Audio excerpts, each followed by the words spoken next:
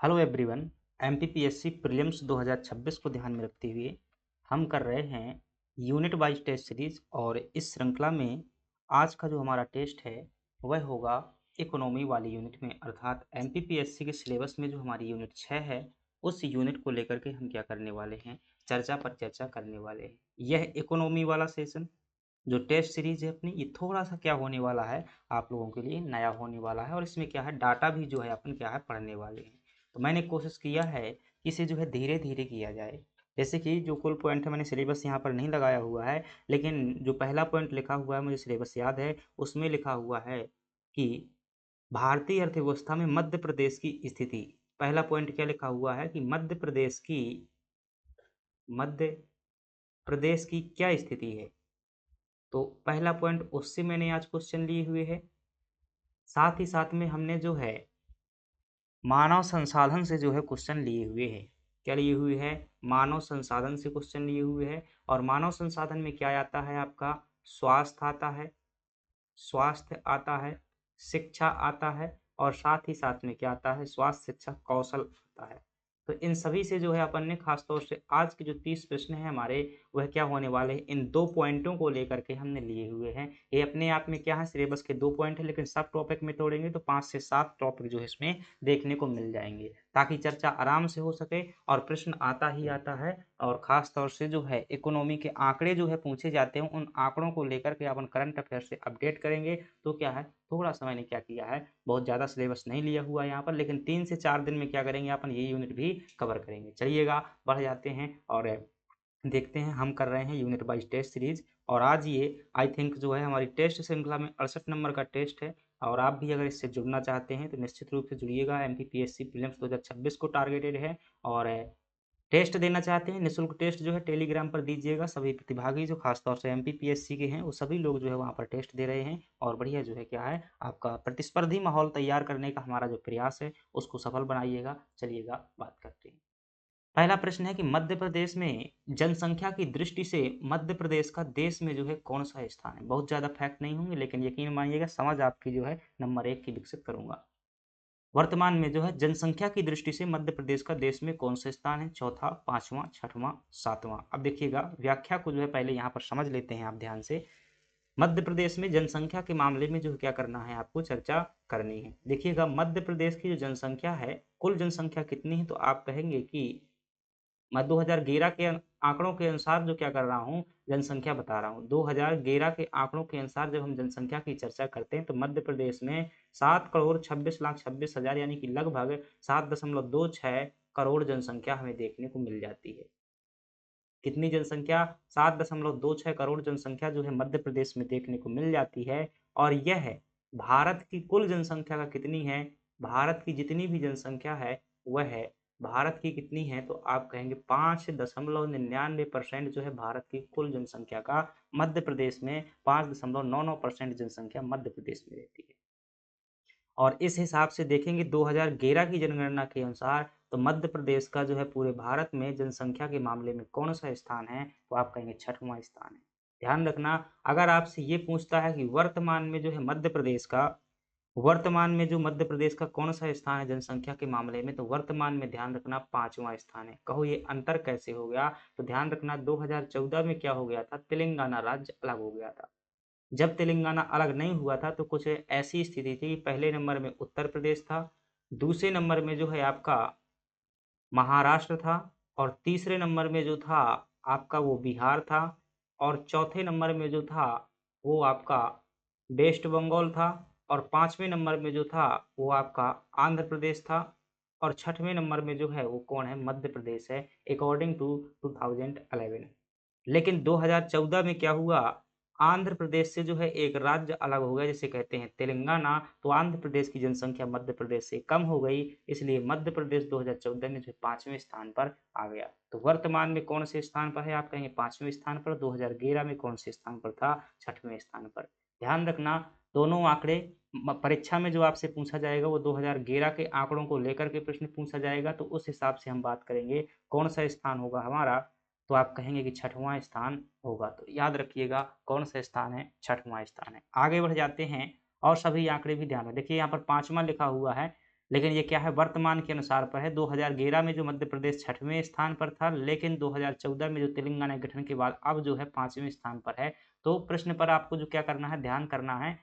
अ, ठीक है, तो यहाँ पर जो मैंने उत्तर दिया है 2011 की जनगणना को ध्यान में रखते हुए दिया है। पेपर में जो है जनगणना के बेस पर ही प्रश्न बनते हैं। हमारे सिलेबस में भी लिखा हुआ है, जनगणना लिखा हुआ है, और कोई ना कोई सरकारी आधार होता है, उसी आधार पर जो है प्रश्न बनते हैं। अभी जो है नया है, तो इसका कोई तथ्य नहीं है, क्योंकि वो 2011 के जनगणना के आधार पर ही क्वेश्चन बनेंगे। अब देखिएगा 2013 की जनगणना की जनसंख्या जनगणना और जनसंख्या बताइएगा। तो अभी हमने चर्चा की कि मध्य प्रदेश में कुल जनसंख्या कितनी है, तो आप कहेंगे 7.26 जो है करोड़ जनसंख्या है मध्य प्रदेश में, और इस हिसाब से ये पूरे भारत की जनसंख्या का 5.99% है। और 2011 के हिसाब से जो मध्य प्रदेश का स्थान है वो कौन सा है, 6वां स्थान है।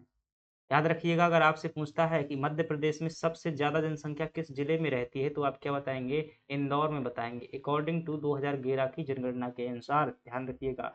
और आपसे पूछता है सबसे कम जनसंख्या मध्य प्रदेश में कहाँ पर रहती है, ध्यान रखना, फिर से कह रहा हूँ, हरदा जिले में जो है सबसे कम जनसंख्या रहती है। 2011 की जनगणना के अनुसार हरदा जिले में जो है सबसे कम जनसंख्या रहती है। निवाड़ी वर्तमान के अनुसार पर कम है, लेकिन उस समय के अनुसार पर हरदा हो जाएगा। अगले प्रश्न की बात कर लेते हैं कि मध्य प्रदेश का क्षेत्रफल देश के कुल क्षेत्रफल का जो है कितने प्रतिशत है। मध्य प्रदेश का, आप देखिए कोई कहेगा भाई ये क्या है, सामान्य परिचय पढ़ा रहे हो क्या। भाई मध्य प्रदेश की स्थिति बता रहा हूँ, जो कि हमारे सिलेबस में लिखा हुआ है कि मध्य प्रदेश की क्या स्थिति है भारत में। ठीक है, पहला पॉइंट उठा करके देखिएगा इकोनॉमी सिलेबस का, तो वो स्थिति ही हम क्या कर रहे हैं। कई लोग कहेंगे कि जनसंख्या स्थिति होती है क्या, जनसंख्या ध्यान रखिएगा आर्थिक साधन माना जाता है, क्योंकि जनसंख्या ही पैसे कमाती है, जनसंख्या ही उत्पादन करती है, जनसंख्या ही क्या करती है, सेवा क्षेत्र में, प्राथमिक क्षेत्र में, द्वितीय क्षेत्र में लगी होती है, तो जनसंख्या अर्थव्यवस्था में शामिल होती है। तो स्थिति है, आपको ध्यान रखना है क्या क्या वर्तमान कंडीशन है वो है। मध्य प्रदेश का देश के कुल क्षेत्रफल का कितना प्रतिशत है बताइएगा। देखिएगा, व्याख्या अपन करते हैं। मध्य प्रदेश के अगर क्षेत्रफल की बात की जाए तो कुल कितना क्षेत्रफल है, अगर मैं सही से लिख रहा हूँ तो 3,08,252 वर्ग किलोमीटर मध्य प्रदेश का कुल क्या है, क्षेत्रफल। कितना है, 3,08,252 वर्ग किलोमीटर मध्य प्रदेश का क्षेत्र है। और यह पूरे भारत का कितना है, 9.38% जो है भारत का क्षेत्रफल पर है। और इस हिसाब से देखेंगे तो मध्य प्रदेश का कौन सा स्थान आता है, कौन सा स्थान आता है, आप कहेंगे दूसरे स्थान पर जो है पूरे भारत में मध्य प्रदेश है। कहो पहले स्थान पर कौन सा है, आप कहेंगे राजस्थान जो है कौन से स्थान पर है, पहले स्थान पर है। क्या सही जवाब हो जाएगा आपका, 9.38%, यानी कि बी ऑप्शन जो है सही हो जाएगा।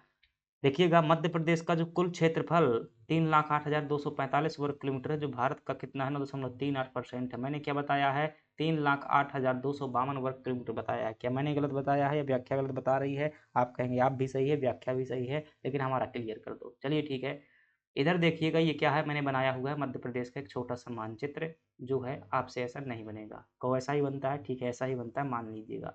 इधर से जो है मध्य प्रदेश में कौन सा राज्य लगा हुआ है, तो आप कहेंगे इधर जो है पड़ोसी राज्य छत्तीसगढ़। यहाँ पर जो है एक क्षेत्र है, यहाँ पर एक क्षेत्र है जिसे क्या कहते हैं, किरार घाटी क्षेत्र कहते हैं। क्या कहते हैं, किरार घाटी।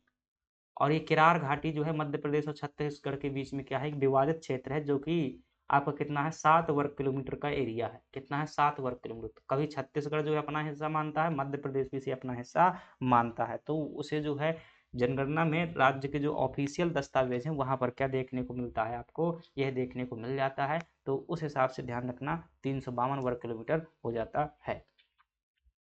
अब देखिएगा क्षेत्रफल के अनुसार जिले बताइएगा। अगर आपसे पूछे कि सबसे ज्यादा क्षेत्रफल वाला मध्य प्रदेश में जिला कौन सा है, और आपसे पूछे कि मध्य प्रदेश में सबसे कम क्षेत्रफल वाला जिला कौन सा है, तो ज्यादा में किसका नाम आएगा। ज्यादा में अगर देखेंगे कि सबसे ज्यादा क्षेत्रफल किस जिले का है, तो वर्तमान में ध्यान रखिएगा, वर्तमान में अगर आपसे पूछा जाए कि सबसे ज्यादा किसका है, तो शिवपुरी का आप नाम बताएंगे।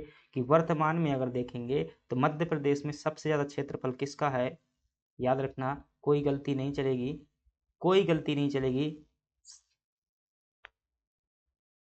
मैं सही कह रहा हूँ क्या, वर्तमान में क्या हो जाएगा आपका जो है, शिवपुरी जिला जो है क्षेत्रफल के हिसाब से क्या हो जाएगा, पहले नंबर पर हो जाएगा। और सबसे कम क्षेत्रफल किसका हो जाएगा, निवाड़ी जिले का जो है। फिर से कह रहा हूँ, ये कैसा आंकड़ा है, वर्तमान का आंकड़ा है। कौन सा आंकड़ा है, वर्तमान का जो है आंकड़ा है। अगर 2011 की जनगणना के हिसाब से अगर बात करोगे तो सबसे ज्यादा क्षेत्रफल आपको किसका देखने को मिल जाएगा, सबसे ज़्यादा क्षेत्रफल 2011 की जनगणना के हिसाब से आपको किसका देखने को मिल जाएगा? छिंदवाड़ा का जो है सबसे ज़्यादा क्षेत्रफल देखने को मिल जाएगा। कौन से जिले का? छिंदवाड़ा का। चूँकि अभी हाल ही में क्या हुआ है, छिंदवाड़ा से जो है पांढुरना अलग हो गया है, तो उसका क्षेत्रफल कम हो गया, लेकिन 2011 में तो नहीं हुआ था। तो 2011 की जनगणना के अनुसार सबसे ज़्यादा क्षेत्रफल छिंदवाड़ा का था और सबसे कम क्षेत्रफल जो था वो किसका था? दतिया का था। तो कोई गलती नहीं करना है भाई, ये आंकड़े क्या है, बहुत छोटी-छोटी बातें हैं, लेकिन जो गलती करोगे तो क्या है, सीधे से जाओगे भाई। चाहे एमपी जीके का प्रश्न हो, चाहे वो इतिहास का हो, चाहे राजनीति का हो, 1 नंबर देता है सभी प्रश्न, तो बराबर वैल्यू है, चाहे वो सरल हो या कठिन हो। ठीक है? तो सरल प्रश्न गलती करने पर ही 1 नंबर सिलेक्शन रुकता है। अपन जो उस चीज़ को बहुत अच्छे से जानते हैं। अगला प्रश्न है, मध्य प्रदेश सरकार द्वारा किस वर्ष को जो है उद्योग वर्ष के रूप में घोषित किया गया है? देखिएगा, मध्य प्रदेश सरकार ने वर्ष 2025 के वर्ष को क्या किया हुआ है? उद्योग वर्ष के रूप में घोषित किया है, यानी कि उद्योगों के विकास का वर्ष घोषित किया हुआ है। देखिएगा, उद्योगों का जो क्षेत्र है, मध्य प्रदेश में उद्योग क्षेत्र का वितरण बताइएगा भाई, क्या बताना है मुझे मध्य प्रदेश का? आप जानते हैं ना कि मध्य प्रदेश का, जैसे मैं मानचित्र बना लूँ, ये क्या किया मैंने, मध्य प्रदेश का जो है मानचित्र बनाया। ऐसा ही होता है मध्य प्रदेश हमारा। चलिएगा, ऐसा ही है। अगर मध्य प्रदेश के इस एरिया में आप देखोगे, कौन से एरिया में, ये वाला अगर एरिया देखोगे मध्य प्रदेश का, ये वाला एरिया देखोगे, तो ये औद्योगिक दृष्टि से क्या है? विकसित एरिया है। ये क्या है? पश्चिमी मध्य प्रदेश जो है औद्योगिक दृष्टि से बहुत विकसित है। बाकी इधर वाला एरिया देखोगे, ये वाला पूरा का पूरा जो है, यहाँ पर कोई थोड़ा सा जो है जबलपुर वाला क्षेत्र और मान लीजिएगा, यहाँ पर जो है कोई उद्योग नहीं है। अब तो ठीक ही है भाई, छत्तीसगढ़ में भी ऐसे ही था कि यहाँ विकास हो रहा था, छत्तीसगढ़ में कोई विकास नहीं हो रहा। छत्तीसगढ़ ने तो क्या किया, राजनीति करके अपना हिस्सा बांट लिया है। तो बुंदेलखंड वाले भी क्या करते रहते हैं, बुंदेलखंड और विंध्य प्रदेश वाले यहाँ से एक नए राज्य की मांग करते हैं कि हमारा विकास नहीं हो रहा है, क्योंकि सरकारें यहाँ से चल रही हैं, तो इसलिए क्या करते हैं, ये भी अलग राज्यों की मांग करते हैं। यानी कि पश्चिमी मध्य प्रदेश जो है, खासतौर से मालवा के पठार वाला एरिया, यहाँ पर औद्योगिक दृष्टि से क्या है, बहुत विकसित है, अपने यहाँ का नहीं है। ठीक है, अपने यहाँ जो है इतनी कंपनी नहीं देखने को मिलेंगी। अगली बात करते हैं, भी सही हो जाएगा आपका। मुख्यमंत्री मोहन यादव ने जो है औद्योगिक निवेश को बढ़ावा देने के लिए 2025 के वर्ष को क्या किया है, उद्योग वर्ष जो है घोषित किया हुआ है। व्याख्या देखिएगा, उद्योग प्रोत्साहन हेतु जो है मध्य प्रदेश सरकार ने क्या कोई प्रयास किए हुए हैं क्या? कौन से प्रयास किए हैं कि उद्योग जो है मध्य प्रदेश में बढ़ावा मिल जाए? आपसे कोई पूछे कौन से प्रयास किए, तो बताइएगा कि मध्य प्रदेश सरकार ने उद्योगों को बढ़ावा देने के लिए वित्त निगम की स्थापना की हुई है। क्या की हुई है? वित्त निगम की स्थापना। और यह जो कब की गई थी? 1955 में। ध्यान रखिएगा, वित्त निगम कहाँ पर है? आप क्या बताएंगे? इंदौर में है। क्या और क्या प्रयास किया हुआ था? कैसा? जो वित्त निगम था ना, ये उद्योगों के लिए लोन देता है भाई, पैसा की व्यवस्था करता है। दूसरी बात करें, मध्य प्रदेश सरकार ने उद्योगों को बढ़ावा देने के लिए लघु उद्योग निगम की स्थापना की हुई थी। विकास लघु उद्योग विकास निगम की स्थापना की हुई थी, और वो स्थापना जो कब की गई थी? 1961 में की गई थी। ठीक है, और अगर हम तीसरे नंबर पर बात करें, तो मध्य प्रदेश ने औद्योगिक विकास निगम की स्थापना की हुई है। किसकी? औद्योगिक विकास निगम की। भाई साहब, ये फैक्ट पूछे जाते हैं, ठीक है, मैं बहुत इनको रटता रहता हूँ, तब मुझे जो है याद रहते हैं। तो औद्योगिक विकास निगम की स्थापना जो है मध्य प्रदेश ने कब की हुई है? आप कहेंगे 1965 में। तो औद्योगिक विकास निगम कब बनाया गया है? 1965 में। लघु उद्योग विकास निगम 1961 में। वित्त निगम जो है आपका 1955 में। ये वो फैक्ट है कि अच्छे अच्छे सूरमा क्या हो जाते हैं, इनमें हार जाते हैं। बहुत अच्छा विद्वान व्यक्ति होगा, बहुत अच्छी समझ है, लेकिन अगर ये जो है फैक्ट क्या है, नहीं बने तो क्या होता है, तुम्हारा सिलेक्शन जो है वो रहे या होशियार, कोई मायने नहीं रखता है। तो कभी कभी चीज़ें जो क्या है रटनी ही होती हैं, हर जगह दिमाग नहीं लगाया जाता। समझने वाला तो सीधे से क्या है, रट लीजिएगा। और रटने का तरीका क्या है, जब भी मौका मिले तो एक के साथ में पूरे निगम लिखो। औद्योगिक विकास निगम हो गया, लघु उद्योग विकास निगम 1961 हो गया। इसके अलावा ध्यान रखिएगा, राज्य उद्योग निगम। ठीक है, मध्य प्रदेश राज्य उद्योग निगम। तो राज्य उद्योग निगम है, और राज्य उद्योग निगम की स्थापना जो है 1969 में की थी। तो है ना सेम टाइप की फैक्ट। तो ये तो ठीक है, ये तीन जो है आपको क्या कर लेने हैं, याद कर लेने हैं। तो राज्य उद्योग निगम जो राज्य सरकार के उद्योगों को क्या करेगा, संचालित करेगा भाई, अधिकारी बन करके यहाँ भी आप क्या है प्रमोट होने वाले हैं। ठीक है, तो जो औद्योगिक विकास निगम होते हैं ना, राज्य सरकार की जो कंपनियां होती हैं, उनमें जो है आप प्रमोट हो जाएंगे। ठीक है, पीसीएस का टेस्ट निकालिएगा, तो ये चीज़ें आपको याद कर लेनी है। आगे बात करते हैं, मध्य प्रदेश की अर्थव्यवस्था में प्राथमिक क्षेत्र का योगदान लगभग कितना है? आप जानते हैं कि किसी भी क्षेत्र अर्थव्यवस्था में क्या होते हैं, 3 क्षेत्र होते हैं। कितने क्षेत्र होते हैं? 3 क्षेत्र होते हैं। तो देखिएगा, प्राथमिक क्षेत्र का पहली बात आप क्या समझिएगा, मतलब समझिएगा प्राथमिक क्षेत्र कहते किसे हैं। तो जो भी क्या होता है प्राकृतिक क्षेत्र होता है, क्या होता है प्राकृतिक क्षेत्र होता है, वो क्या कहलाता है प्राथमिक क्षेत्र कहलाता है। को समझ में नहीं आया तो जो कृषि होती है वो मुख्यतः किस में आती है, प्राकृतिक क्षेत्र, इसमें प्राथमिक क्षेत्र में आती है। इसके अलावा वन भी किस में आते हैं, इसी में आते हैं। इसके अलावा जो खनिज होते हैं जो ये भी तो प्राकृतिक होते हैं, तो ये भी किस में आते हैं, इसी में आते हैं। तो ये जो कुछ क्षेत्र हैं जो आपके प्राथमिक क्षेत्र में देखने को मिल जाते हैं। और मध्य प्रदेश की अर्थव्यवस्था में प्राथमिक क्षेत्र का योगदान हमेशा दो आधार पर आपको ध्यान रखना होता है। ठीक है, मैं आर्थिक सर्वेक्षण 2024-25 का आपके सामने डाटा शेयर कर रहा हूँ। आर्थिक सर्वेक्षण 2024-25 का कहता है, क्या कहता है कि मध्य प्रदेश में जो कुल जीडीपी जो है, मध्य प्रदेश की कुल जीडीपी है, उसमें प्राथमिक क्षेत्र का योगदान जो है, देखिएगा प्रचलित कीमतों पर। कंफ्यूज होंगे भाई, सब ध्यान रखना। ये शब्द अगर एक भी समझ में ना आए ना तो कमेंट बॉक्स में प्रश्न डाल देना। प्रचलित कीमतों पर क्या है योगदान, और जो है स्थिर कीमतों पर कितना योगदान है। अभी चिंता मत करो, इतनी व्याख्या बताऊंगा कि सब कुछ समझ में आ जाएगा। स्थिर कीमतों पर मध्य प्रदेश में जो है प्राथमिक क्षेत्र का योगदान कितना है। तो अगर आपसे पूछता है, क्या पूछता है कि 2024-25 का जो आर्थिक सर्वेक्षण आया हुआ है उसमें मध्य प्रदेश की कुल जीडीपी में प्राथमिक क्षेत्र का योगदान प्रचलित कीमतों पर कितना है, तो आप क्या बताएंगे कि 44.36% का योगदान। कितना है, 44.36% का योगदान है। कैसे याद करेंगे, प्राथमिक क्षेत्र यानी कि क्या, खेत, कृषि। ठीक है, प्राथमिक क्षेत्र यानी कि कृषि, और कृषि कहाँ करते हैं, खेत में करते हैं। क्या करते हैं, खेत में करते हैं। और खेत कैसा होता है, लगभग 4 कोने का होता है। कितने कोने का होता है, 4 कोने का होता है। एक कोना तो 4 से ध्यान रखना कि 4 कोने होते हैं खेत में, तो 4 यानी कि प्रचलित कीमतों पर कितना है, 44.36% है। और स्थिर कीमतों पर कितना है, तो स्थिर कीमतों पर आपको ध्यान रखना है 24.6% जो है आपको क्या मिलेगा, स्थिर कीमतों पर ध्यान ये मिलेगा। अब देखिएगा स्थिर मूल्य क्या होते हैं, प्रचलित मूल्य क्या होते हैं। जब हम किसी वस्तु के वैल्यू की गणना 2011-12 के मूल्य के आधार पर करते हैं, 2011-12 के मूल्य के आधार पर करते हैं तो उसे स्थिर मूल्य कहते हैं। जब वर्तमान मूल्य के आधार पर किसी वस्तु की गणना करते हैं तो प्रचलित मूल्य कहलाता है। कहो ऐसा क्यों करती है सरकार, वास्तव में ऐसा इसलिए करती है ताकि ये पता चलते रहे कि कितनी हमने महंगाई कर दी है चीज़ों की, और वास्तविक विकास दर को जो है यह बताता है, और यह जो क्या है महंगाई के हिसाब से जो है बताता है। तो इतनी बातें ध्यान रखना, दोनों आंकड़े पूछे जाते हैं। प्राथमिक क्षेत्र का जो है कुल जीडीपी में योगदान प्रचलित कीमतों पर 44.36% का है, और 24.36% क्या है, स्थिर कीमतों पर। ठीक है, समझ में आया कि नहीं आया, चलो कोई दिक्कत नहीं है, नहीं आया मान लिया। तो मध्य प्रदेश एक क्या है, कृषि प्रधान राज्य है। यहाँ जो है प्राथमिक क्षेत्र का योगदान जो है क्या है, सर्वाधिक है। अब इसको ध्यान से देखना है, क्या ध्यान से क्या करना है, देखिएगा अपन जो क्या है इस पर चर्चा कर रहे हैं तो समझ में आ जाएगा। अब मैं कैसे चर्चा करता हूँ, यहाँ पर मैं सभी चर्चा कर देता हूँ, फिर बाद में हर बार इतनी चर्चा नहीं करूँगा। सबसे पहली बात समझिए, जीडीपी।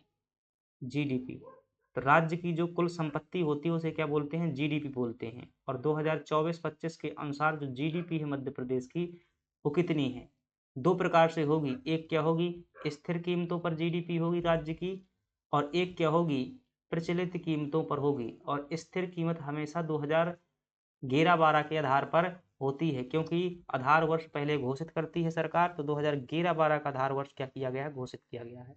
स्थिर कीमतों पर मध्य प्रदेश की जो जीडीपी है वो ध्यान रखना है आपको, कितना डाटा जो है ध्यान रखना है, 71, 22 और 60, 71, 22, 60 करोड़ रुपए।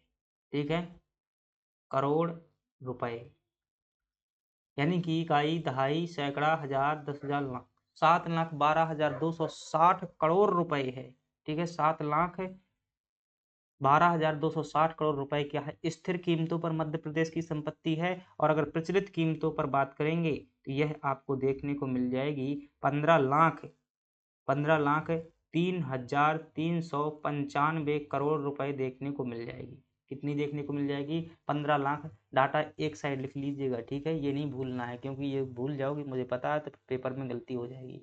तो ये क्या मैंने बताया, मध्य प्रदेश की कुल जीडीपी बताई हुई है। स्थिर कीमतों पर कितनी है, 7,12,260 करोड़ रुपए, और मोटे-मोटे आंकड़े ध्यान रखना है कि लगभग 7 लाख के लगभग क्या है स्थिर कीमतों पर और 15 लाख के लगभग क्या है प्रचलित कीमतों पर है। अब देखिएगा वृद्धि दर भी पूछ लेता है, आपसे पूछेगा कि स्थिर कीमतों पर मध्य प्रदेश की जीडीपी में कितनी वृद्धि रही है, तो आप क्या बताएंगे 6.05% क्या रही है वृद्धि दर रही है। किस हिसाब से स्थिर कीमतों पर जो है कितनी वृद्धि हुई है, क्या बताएंगे 6.05% और प्रचलित कीमतों पर कितनी वृद्धि हुई है, तो आप कहेंगे 11.05%। 11.05% की क्या हुई है प्रचलित कीमतों पर वृद्धि हुई है और स्थिर कीमतों पर 6.05%। भाई हर बार जो है वही बातें बोल रहा हूँ, तो ठीक है, मेरा मतलब ये है कि याद कर लेना, ठीक है, वरना याद नहीं करोगे तो मेरे बार बार बोलने का कोई मतलब नहीं हो, एक बार लिख दूंगा फिर बोल के पढ़ के निकल जाऊंगा।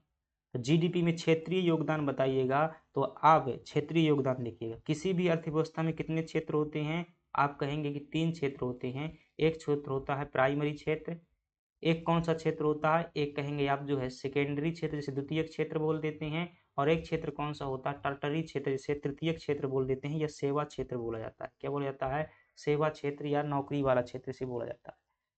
अब इनका जो है योगदान क्या होगा, एक स्थिर कीमत पर होगा, क्या होगा स्थिर कीमत पर होगा, और एक क्या होगा प्रचलित कीमत पर क्या होगा योगदान होगा। कोई गलती नहीं चलेगी, सीधे से जो है दिमाग को जो क्या है पहले खोल के बैठना है, दिमाग अभी जो बंद है तो उसको खोल लो और अच्छे से क्या है ध्यान कर लो। स्थिर कीमतों पर प्राथमिक क्षेत्र का योगदान अभी अभी हमने पढ़ा था, बताओ कितना पढ़ा हुआ था, तो आप कहेंगे सर आपने बताया था कि 24.6% योगदान क्या है स्थिर कीमतों पर है, और ये 2024-25 का आर्थिक सर्वेक्षण है, ध्यान रखिएगा करंट अफेयर का यही है। 24.6% क्या है स्थिर कीमतों पर है प्राथमिक क्षेत्र का, और प्रचलित कीमतों पर कितना है, तो आप कहेंगे खेत के चार कोने 44.36% जो क्या है प्रचलित कीमतों पर है। इसी प्रकार से द्वितीय क्षेत्र का योगदान अगर देखेंगे तो आपको देखने को मिलेगा प्रचलित कीमतों के आधार पर अगर देखेंगे तो 19.3%, यानी कि वर्तमान में जो है कुल जीडीपी में योगदान कितना है उद्योग क्षेत्र का, द्वितीय क्षेत्र का, तो आप क्या कहेंगे कि 19.3%। और अगर स्थिर कीमतों के हिसाब से देखेंगे तो कहेंगे आप 40% का योगदान है। अगर आपसे पूछता है कि सेवा क्षेत्र का स्थिर कीमतों के आधार पर कितना योगदान है, तो आप क्या कहेंगे 36.6% कहेंगे, 36.6%, और वर्तमान कीमतों यानी प्रचलित कीमतों के आधार पर कहेंगे तो 35.7% कहेंगे। याद कर पाओगे भाई, बहुत सिंपल सा डाटा है, इतना डाटा याद कर लो यार, इतना ही तो है, यही परीक्षा में आ जाएगा, एक प्रश्न तो आना ही आना है, ठीक है। एक और बताऊंगा प्रति व्यक्ति याद, इतने में से जो है एक प्रश्न आ जाएगा, हर बार आता है, तो कोई गलती किए बिना क्या कर पाओगे, याद कर पाओगे ना, तो याद। अब जैसे देखिएगा ये क्या है मध्य प्रदेश की कुल संपत्ति है, ये क्या है मध्य प्रदेश की कुल संपत्ति है। इस संपत्ति में जो प्रचलित कीमतों पर है, तो प्रचलित कीमतों पर देखिएगा कृषि क्षेत्र का यानी कि प्राथमिक क्षेत्र का कितना योगदान है, आप कहेंगे 44.6% का योगदान है। द्वितीय क्षेत्र का इस संपत्ति में कितना हिस्सा है, तो 19.03%, और तृतीय क्षेत्र का कितना हिस्सा है, आप कहेंगे कि 35.37%, और स्थिर कीमत क्या है ये है। तो इस स्थिर कीमत में जो है प्राथमिक क्षेत्र का योगदान, द्वितीय क्षेत्र का योगदान, तृतीय क्षेत्र का योगदान। उम्मीद है कि भाई समझा पाया होगा। चलिएगा आगे बढ़ जाते हैं। मध्य प्रदेश की अर्थव्यवस्था का सबसे कमजोर क्षेत्र कौन सा है, सबसे कमजोर यानी सबसे कम योगदान देने वाला क्षेत्र कौन सा है, प्राथमिक क्षेत्र, द्वितीय क्षेत्र, तृतीय क्षेत्र। प्राथमिक क्षेत्र को आपने देखा था कि यह जो है वर्तमान के हिसाब से 44% लगभग योगदान देता है, द्वितीय क्षेत्र जो है लगभग 19% का योगदान देता है, तृतीय क्षेत्र जो है 35.7% योगदान देता है वर्तमान आंकड़ों के आधार पर। अगर स्थिर कीमतों पर यदि को देखेंगे तो प्राथमिक क्षेत्र आपका कितना देता है योगदान, अभी हमने देखा हुआ था यार, मुझे भी क्या बार बार भूल जाता है, ठीक है। ये क्या हो गया मैंने बताया, ये मतलब प्रचलित पी मतलब प्रचलित क्षेत्र का प्रचलित कीमतों पर जो है योगदान है।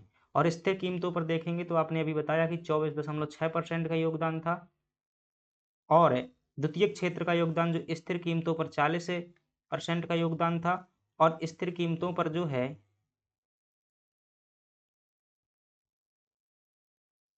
जस्ट मिनट गलती की हुई है क्या, एक मिनट यार बताते हैं। जो चालू कीमतों पर है वो कितना है 36.6% है, चालू कीमतों पर हमेशा ज़्यादा होता है, और जो स्थिर कीमतों पर है वो कितना है 35.37%। तो ठीक है, इतनी बातें क्या कर लेना है, ध्यान रख लेना है। क्या पूछ रहा है कि सबसे जो है कमजोर योगदान किसका है, तो बताइएगा ना इसमें जो है सबसे कमजोर योगदान किसको दिख रहा है। वर्तमान कीमतों के आधार पर देखेंगे तो आप कहेंगे उद्योग क्षेत्र का जो है सबसे कम योगदान है। द्वितीय क्षेत्र, तो द्वितीय क्षेत्र का भाई योगदान बताइएगा। द्वितीय क्षेत्र का योगदान फिर से बता रहा हूँ 2024-25 का क्या है आंकड़ा है। और द्वितीय क्षेत्र का योगदान अगर मैं बात करूँ प्रचलित कीमतों पर क्या है और स्थिर कीमतों पर जो क्या योगदान है। आपसे पूछे प्रचलित कीमतों पर कितना है तो आप कहेंगे कुल जीडीपी में लगभग 19.3% का क्या है योगदान है प्रचलित कीमतों पर। और स्थिर कीमतों पर कितना है तो आप कहेंगे कि स्थिर कीमतों पर जो है 40% का योगदान है। बता पाएंगे इतना, ठीक है, हर बार बताऊंगा भाई, भूलिए कैसे। अब देखिएगा फिर से व्याख्या देखिएगा, 19% का योगदान है द्वितीय क्षेत्र का। फिर से यहाँ व्याख्या देखिएगा, जीडीपी में क्षेत्रीय योगदान, तो मैं बताऊंगा कि प्राथमिक क्षेत्र है, एक कौन सा क्षेत्र है, द्वितीय क्षेत्र है यानी कि सेकेंडरी क्षेत्र है, और एक कौन सा टर्टरी क्षेत्र है यानी कि तृतीय क्षेत्र है। ठीक है, ये हो जाएगा प्रचलित कीमतों पर और ये हो जाएगा नीचे वाला स्थिर कीमतों पर। तो प्राथमिक क्षेत्र का प्रचलित कीमतों पर कितना हो जाएगा 44%, द्वितीय क्षेत्र का 19%, याद करा दूं क्या 19%, ठीक है, लगभग 19%। अब द्वितीय क्षेत्र में क्या आते हैं, उद्योग आते हैं। उद्योगों में क्या चलता रहता है, वाहन चलता रहता है, वाहन, वैन वैन वैन वैन वन वन, वा से वक्का यानी कि वन, ऐसे लिखेंगे ना वन वैन, वैन चलेगी उद्योगों में तो ना से हो जाएगा 9 और वा से हो जाएगा 1। तो ऐसे क्या कर लेना भाई, याद कर लेना, थोड़ा मोड़ा जो है सहारा मिल जाएगा।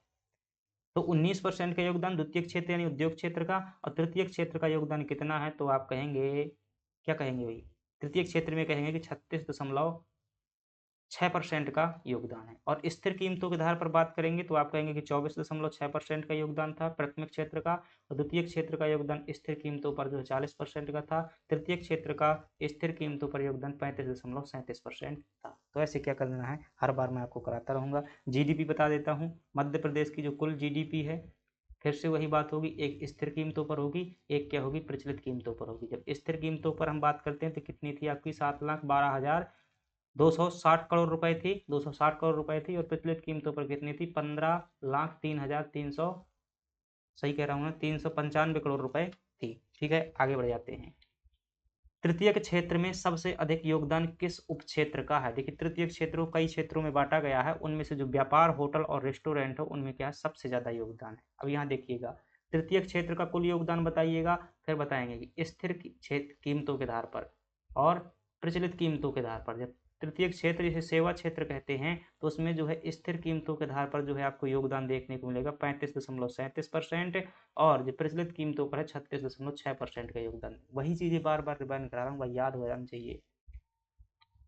सेवा क्षेत्र में जो है व्यापार और आतिथ्य सत्कार का सबसे अधिक योगदान देता है, सी ऑप्शन हो जाएगा। रेलवे का सबसे कम है। अब यहाँ फिर से देखिएगा भाई तीनों क्षेत्र क्यों रटा रहा हूँ बार बार, क्योंकि आना ही है प्रश्न, ठीक है।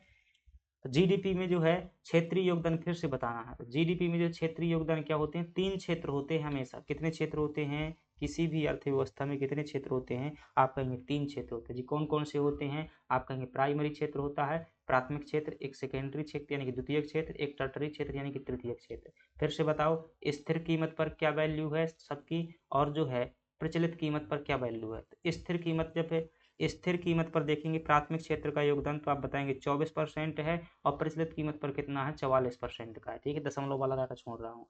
द्वितीय क्षेत्र में देखेंगे तो यह जो है स्थिर कीमतों पर 40% का है और प्रचलित कीमतों पर कितना है 19% का है। तृतीय क्षेत्र का देखेंगे तो स्थिर कीमतों पर आपको 35.37% देखने को मिल जाएगा, प्रचलित कीमतों पर 36.6% याद हो जाएगा। फिर से लिखा रहा हूँ, जीडीपी ध्यान रखिएगा, मध्य प्रदेश की जीडीपी स्थिर कीमतों पर बताइएगा, प्रचलित कीमतों पर बताइएगा। स्थिर कीमतों पर मध्य प्रदेश की जीडीपी होगी 7,12,260 करोड़ रुपए होगी। इकाई, दहाई, सैकड़ा, हजार, 10,000, लाख, सही है।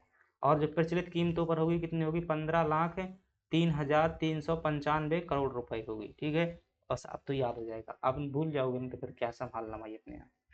आर्थिक सर्वेक्षण के अनुसार किस क्षेत्र का योगदान में लगातार क्या हो रही है, वृद्धि हो रही है। तो सेवा क्षेत्र के योगदान में क्या है, लगातार वृद्धि हो रही है। कितना योगदान है भाई सेवा क्षेत्र का, बताइएगा कितना योगदान है। आप कहेंगे सेवा क्षेत्र जिसे तृतीय क्षेत्र भी कह दिया जाता है, इसका समानता योगदान हमें स्थिर कीमतों पर अगर देखेंगे और प्रचलित कीमतों पर देखेंगे तो स्थिर कीमतों पर इसका योगदान है 35.37%, और प्रचलित कीमतों पर देखेंगे तो कितना है 36.6%। कितना 6%। आगे बढ़ जाते हैं। अब लास्ट बार बता रहा हूँ, जीडीपी में क्षेत्रीय योगदान, वही चीजें फिर से लिखा रहा हूँ, अब नहीं लिखाऊंगा क्योंकि क्वेश्चन उनके जो है खत्म हो जाते हैं। देखिएगा फिर से बता रहा हूँ, जीडीपी में जो है किसी भी क्षेत्र की जीडीपी होती है उसमें जो है 3 क्षेत्रों का योगदान होता है। कौन कौन सा? एक होता है प्राथमिक क्षेत्र, एक होता है सेकेंडरी क्षेत्र, द्वितीयक क्षेत्र, एक होता है टर्टरी यानी कि तृतीयक क्षेत्र। इसमें जो है स्थिर कीमतों पर योगदान देता है और क्या देता है? प्रचलित कीमतों पर भी योगदान देता है। अगर प्राथमिक क्षेत्र का योगदान स्थिर कीमतों पर देखेंगे तो आपको देखने को मिल जाएगा कितना? 24% का योगदान देखने को मिल जाएगा। और प्राथमिक क्षेत्र का अगर प्रचलित कीमतों पर देखेंगे तो 44% का योगदान देखने को मिलेगा। उद्योग क्षेत्र का अगर स्थिर कीमतों पर देखेंगे तो कितना देखेगा? 40% योगदान। और प्रचलित कीमतों पर देखेंगे तो 19% का योगदान। सेवा क्षेत्र या तृतीय क्षेत्र का योगदान जो है स्थिर कीमतों पर 35.37% देखने को मिल जाएगा और 36.6% जो है प्रचलित कीमतों पर। फिर से बता रहा हूँ, जीडीपी भी ध्यान रखिएगा।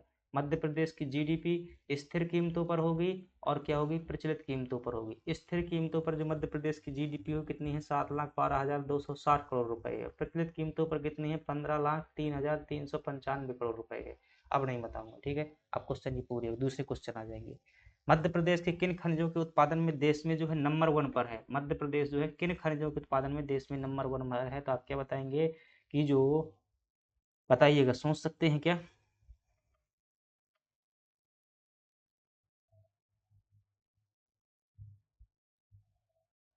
चलिएगा देखिएगा, किन खनिजों के स्थान पर। अब देखिए कोयला में तो है नहीं भाई, कोयला में मध्य प्रदेश का लगभग क्या आता है? चौथा पांचवा स्थान आता है, फोर्थ स्थान आता है। लोहा में जो है ये लगभग छठवां स्थान आता है, ठीक है।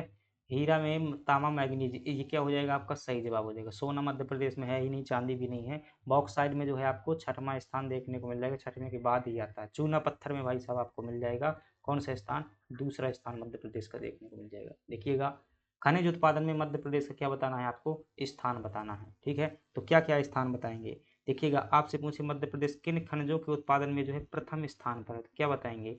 बता देना कि भाई तांबा, मैं इंग्लिश में लिख रहा हूँ, हिंदी नहीं आता मुझे। कॉपर, कॉपर जानते ना किसका सूत्र होता है? तांबा का। मैग्नीज का सूत्र क्या होता है? Mn होता है। और डायमंड का सूत्र क्या होता है? ठीक है, डायमंड का सूत्र भाई मुझे भी नहीं पता। डायमंड दरअसल क्या है? और ए ऑफ द कार्बन है, यानी कार्बन का अपर रूप है, तो इसलिए क्या हो, कार्बन लिख सकता हूँ क्या मैं? हीरा ही लिख देता हूँ यहाँ पर, ठीक है। हीरा, तो हीरा, मैग्नीज, कॉपर, और बात करूँ तो गेरू, गेरू, और अगर बात करूँ तो सिलेट। इन खनिजों के उत्पादन में क्या है? मध्य प्रदेश का प्रथम स्थान रख लीजिएगा, ठीक है। दूसरा स्थान किसके उत्पादन में है? तो दूसरे स्थान में ध्यान रखिएगा, मध्य प्रदेश का जो है चूना पत्थर के उत्पादन में। क्या हमें? चूना पत्थर के उत्पादन में कौन सा स्थान है? दूसरा स्थान है। साथ ही साथ आप ध्यान रखना कि मध्य प्रदेश का जो रॉक फॉस्फेट के उत्पादन में, रॉक फॉस्फेट खाद बनाने में इसका प्रयोग किया जाता है, इसके उत्पादन में क्या है? दूसरा स्थान है रॉक फॉस्फेट के उत्पादन में, ठीक है। भाई क्या गलत कर देते हो? मैं पहले क्या था ना, पढ़ता नहीं था भाई, तो मैं क्या इमला लिखने की मेरी आदत नहीं थी, ठीक है। अपन ने 9th से पढ़ाई शुरू की हुई है, तो फिर जब से शुरू किया है तब से रुके नहीं है। तो दूसरा स्थान किसके खनिजों के उत्पादन में है? तो आप कहेंगे कि रॉक फॉस्फेट और चूना पत्थर के उत्पादन में मध्य प्रदेश का दूसरा स्थान है और प्रथम स्थान इनके उत्पादन में है। आगे बढ़ जाते हैं।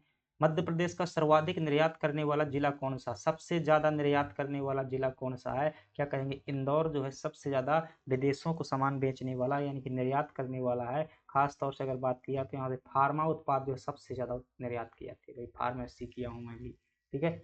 फार्मेसी से अपन ने क्या किया है? ग्रेजुएशन किया है। बता दूं क्या गहराई में? तो बताऊंगा तो फिर क्या बनेगा नहीं आपसे, क्योंकि इतना अच्छे से मुझे भी नहीं आता फार्मेसी में, मैंने पढ़ा ही नहीं है, ठीक है। पेपर देता था बस, क्योंकि मेरा क्या हो गया था वहाँ से जो है मामला ठीक ठाक नहीं था।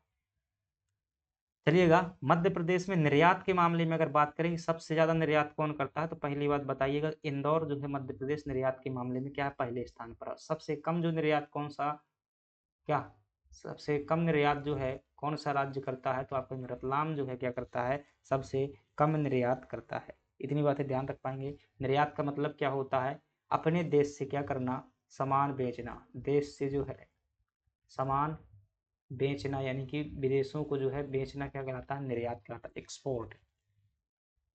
इंदौर राज्य की जो है आर्थिक राजधानी, यहाँ से जो है सर्वाधिक जो है विदेशों में माल जो है भेजा जाता है। अब देखिएगा, निर्यात हेतु क्या मध्य प्रदेश सरकार ने हमारी कुछ प्रयास किए हुए हैं क्या? तो आप कहेंगे बिल्कुल प्रयास किए हुए। कहो कौन-कौन से प्रयास किए हुए बता दो। तो पहला ध्यान रखिएगा, निर्यात निगम।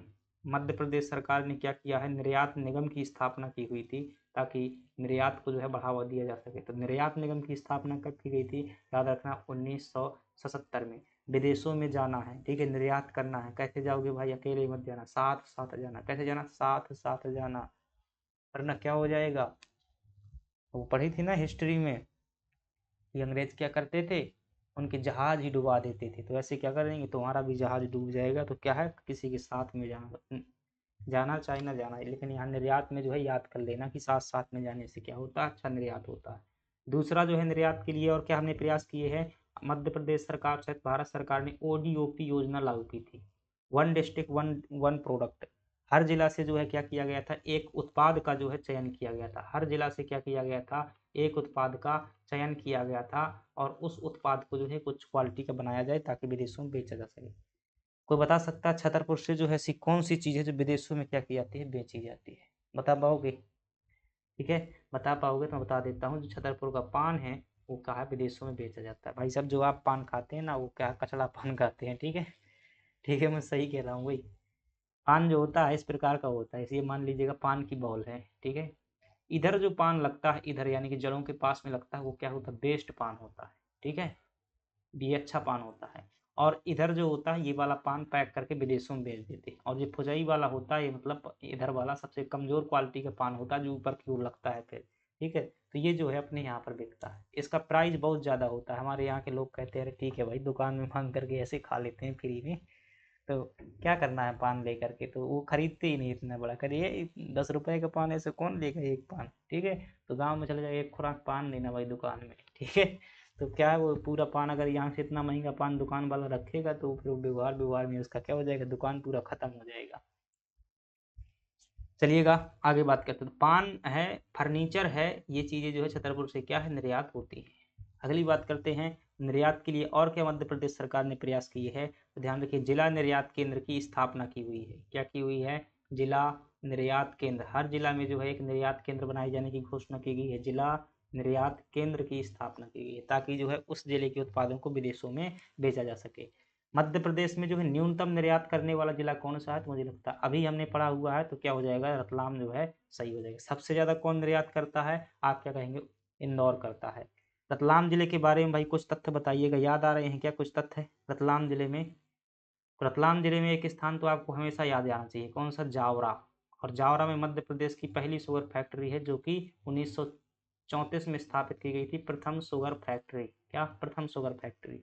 दूसरी बात ध्यान रखना है, यहाँ के जो है स्वामी ज्ञानानंद है। स्वामी ज्ञानानंद को क्या कहते हैं? ज्ञानानंद को क्या कहते हैं? इन्हें जो है रतलाम में जो है राष्ट्रीय आंदोलन का जनक कहा जाता है। राष्ट्रीय आंदोलन का जनक, या राष्ट्रीय आंदोलन का जो है जनक कहा जाता है। इन्होंने ही वहाँ पर जो है लोगों को जगाया हुआ था, मतलब सो रहे थे, इनका मतलब ये है कि मोटिवेट किया हुआ था। और जो है महाराजा रतन सिंह के नाम पर, ठीक है, महाराजा रतन सिंह यहाँ के पहले राजा माने जाते हैं, और इन्हीं के नाम पर जो है रतलाम जिला का नामकरण किया गया है। और कुछ बात करें क्या, आप क्या बताएंगे? यहाँ पर जो है एक न्यू टाउन स्थित है। ये न्यू टाउन क्या है? एक शहर है, जो कि अंग्रेजों द्वारा क्या है, बनवाया गया था। वो अंग्रेज कौन से थे? 1829 में जो है न्यू टाउन की स्थापना की गई थी। किसके द्वारा? बोरथाविक द्वारा। तो मध्य प्रदेश की घटनाओं में यह इंपॉर्टेंट रहता है। बोरथाविक नाम के कैप्टन बोरथाविक थे, इन्होंने जो है ये नगर बसाया हुआ था। और क्या बताऊं रतलाम में? इतना काफ़ी है, कुछ और बता सकते हैं? तो रतलाम में और जो मुझे कुछ याद आ रहा है, तो वो क्या है, सेब। ध्यान रखना, सेब, ठीक है। तो यहाँ रतलामी सेब को क्या मिल चुका है? जीआई टैग मिल चुका है, ठीक है। रतलामी सेब को जो है क्या मिल चुका है? जीआई टैग मिल चुका है। और क्या बताऊँ क्या, रतलौन में आपको सैलाना अभ्यारण्य यहाँ पर जो है देखने को मिल जाएगा। चलिए ठीक है भाई, सैलाना अभ्यारण्य यहीं पर है। सेब कौन सा है, खाने वाला सेब है या कौन सा सेब है? कौन सा सेब है? आप कौन सा सेब समझ रहे हैं, सही बताना। जो मैं बता रहा हूँ क्या वही समझ रहे हैं?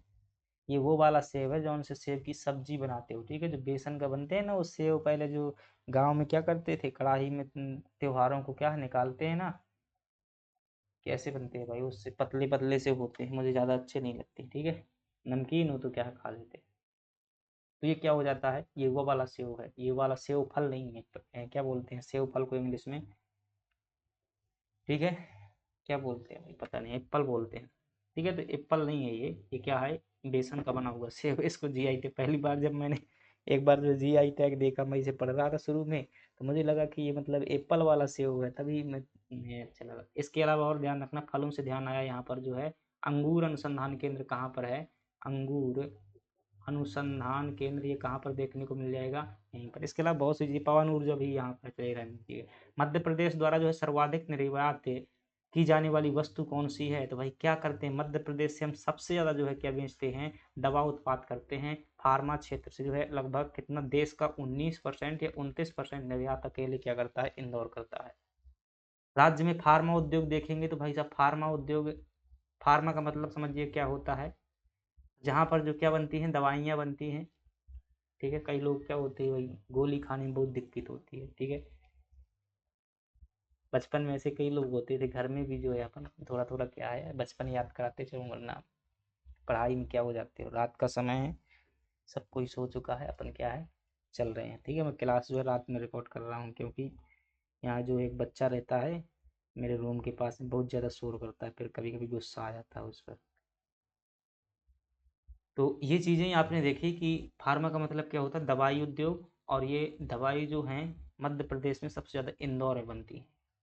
दवाई में सिरप होता है, टैबलेट होता है, ठीक है। तो मैं जो है पैरासीटामोल टैबलेट बना चुका हूँ, लैब में बनाया हुआ था, फर्स्ट ईयर में बनाया हुआ था, उसके बाद नहीं बनाया। फार्मेसी जो है मैंने अच्छे से नहीं की, फिर जो फर्स्ट ईयर बस में किया था, और उसके बाद में मुझे जो है जॉब की तलाश होने लगी थी। देखिएगा, दवाई उद्योग जो है सबसे ज़्यादा जो है कहाँ पर, मध्य प्रदेश में इंदौर इसमें फेमस है। इसके अलावा धार का भी अच्छा खासा नाम स्थान आता है। धार में जो पीथमपुर क्षेत्र है, पीथमपुर, यहाँ पर फार्मा इंडस्ट्री बहुत ज़्यादा जो है बड़ी है, ठीक है। तो जब फार्मेसी मेरी हुई थी तो यहीं से जो है क्या आया हुआ था जाने के लिए, मतलब बोल रहे थे वहीं से जैसे क्या होते हैं, जब खासतौर से जो मेडिकल क्षेत्र के बच्चे होते हैं तो उन्हें अधिकतम कॉलेजों से ही क्या कर लेते हैं, कंपनी में बुलाने के लिए कार्य करते हैं। तो यहाँ से जो है हमारे कॉलेज में लेटर आया हुआ है कि पीथमपुर में काम करना हो तो जा सकते हैं। चलिएगा, मध्य प्रदेश में वर्तमान में कुल कितने सेज हैं। सेज का मतलब क्या होता है, विशेष आर्थिक क्षेत्र। तो पहली बात ध्यान रखिएगा, मध्य प्रदेश में कुल 6 आर्थिक क्षेत्र है, ठीक है। नहीं समझ में आ रहा ना, पहली बात ये समझिए सेज का मतलब क्या होता है, स्पेशल इकोनॉमिक जोन क्या बोलते हैं, स्पेशल, स्पेशल कैसा होता है, स्पेशल इकोनॉमिक, इकोनॉमिक जोन, ठीक है। जोन की स्पेलिंग सही नहीं लिख रहा हूँ शायद, ठीक है, अब हो जाएगा सही। विशेष आर्थिक क्षेत्र, हिंदी में क्या बोलते हैं, विशेष आर्थिक क्षेत्र। कहोगे ऐसा बताने से क्या होता है, ऐसे तो यहाँ पर भी लिखा होगा, सही बात कह रहे हैं। ये मान लीजिएगा आपका राज्य है, कौन सा राज्य है, वैसा ही बनाता हूँ, बहुत जल्दी मैप जो बनाने का प्रयास करता हूँ। ये मान लीजिएगा आपका राज्य मध्य प्रदेश, ऐसा ही है, थोड़ा सा अंतर बनाया हुआ। अब मान लीजिएगा ये वाला एरिया जो है बहुत औद्योगिक क्षेत्र से क्या है, डेवलप है, ठीक है। मध्य प्रदेश सरकार क्या करेगी, इस क्षेत्र को जो है सेज घोषित कर देगी। सरकारें क्या करती हैं, किसी क्षेत्र को जो है सेज घोषित किया जाता है, ऐसे क्षेत्रों में जो है टैक्स क्या होते हैं, न्यूनतम होते हैं। ऐसे क्षेत्रों में जो है भूमि कानून लागू नहीं होते। कुल मिलाकर के उद्योगों को बढ़ावा देने के लिए सरकार जो है कुछ छूट प्रदान करती है, और उन क्षेत्रों को जो है विशेष आर्थिक क्षेत्र कहा जाता है, जहाँ पर जो है विशेष रोजगार पैदा होते हैं, ट्रेन, बहुत सारी चीजें होती हैं। तो ये ध्यान रखिएगा। तो राज्य में जो है वर्तमान में कितने हैं, कुल 6 जो है आर्थिक क्षेत्र आपको क्या है देखने को मिल जाएंगे।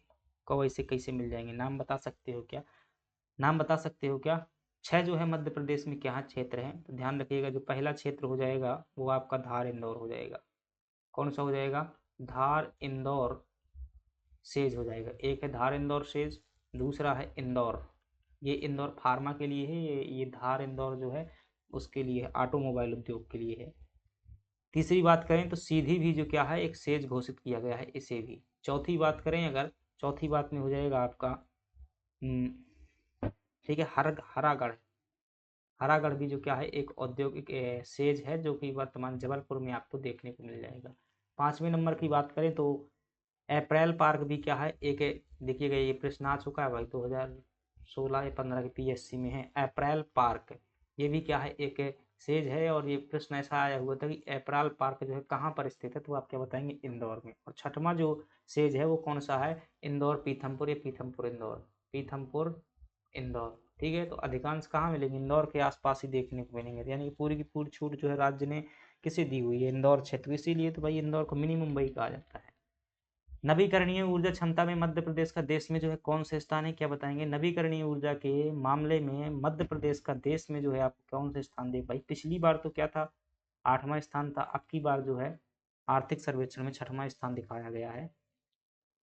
ठीक है, कहाँ है भाई, व्याख्या तो बतानी थी ना अपन को। नवीकरणीय ऊर्जा ऐसी ऊर्जा जिसका क्या कर सकते हैं, दोबारा से उपयोग कर सकते हैं, ऐसी ऊर्जा जिसका पुनः उपयोग किया जा सकता है, एक बार उपयोग करने के बाद खत्म नहीं होती है। कौन कौन सी ऊर्जा है सर, जो सौर ऊर्जा होती है वो नवीकरणीय ऊर्जा है सर, जो पवन ऊर्जा होती है वो भी है सर, जो ज्वारीय ऊर्जा होती है वो भी है सर, जो भूतापीय ऊर्जा होती है, सभी की सभी ऊर्जा कैसी है, नवीकरणीय ऊर्जा होती है।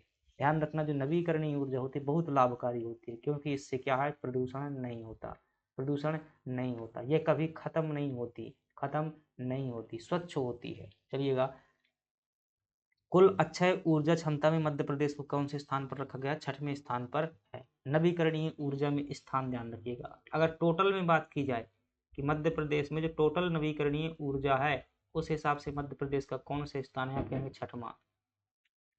आपसे पूछे कि मध्य प्रदेश का सौर ऊर्जा के मामले में कौन सा स्थान है, तो आप क्या बताएंगे, सौर ऊर्जा के मामले में मध्य प्रदेश का स्थान है भारत में 4था। आपसे पूछे पवन ऊर्जा के मामले में मध्य प्रदेश का कौन सा स्थान है, आप बताएंगे 7वां। और कौन सी ऊर्जा होती है, भूतापीय ऊर्जा, लेकिन भूतापीय ऊर्जा में जो है ध्यान रखना कौन सा स्थान होता है मुझे पता नहीं है, बस इतना ध्यान रखना, भूतापीय ऊर्जा के केंद्र है मध्य प्रदेश में, उसका नाम है अनहोनी।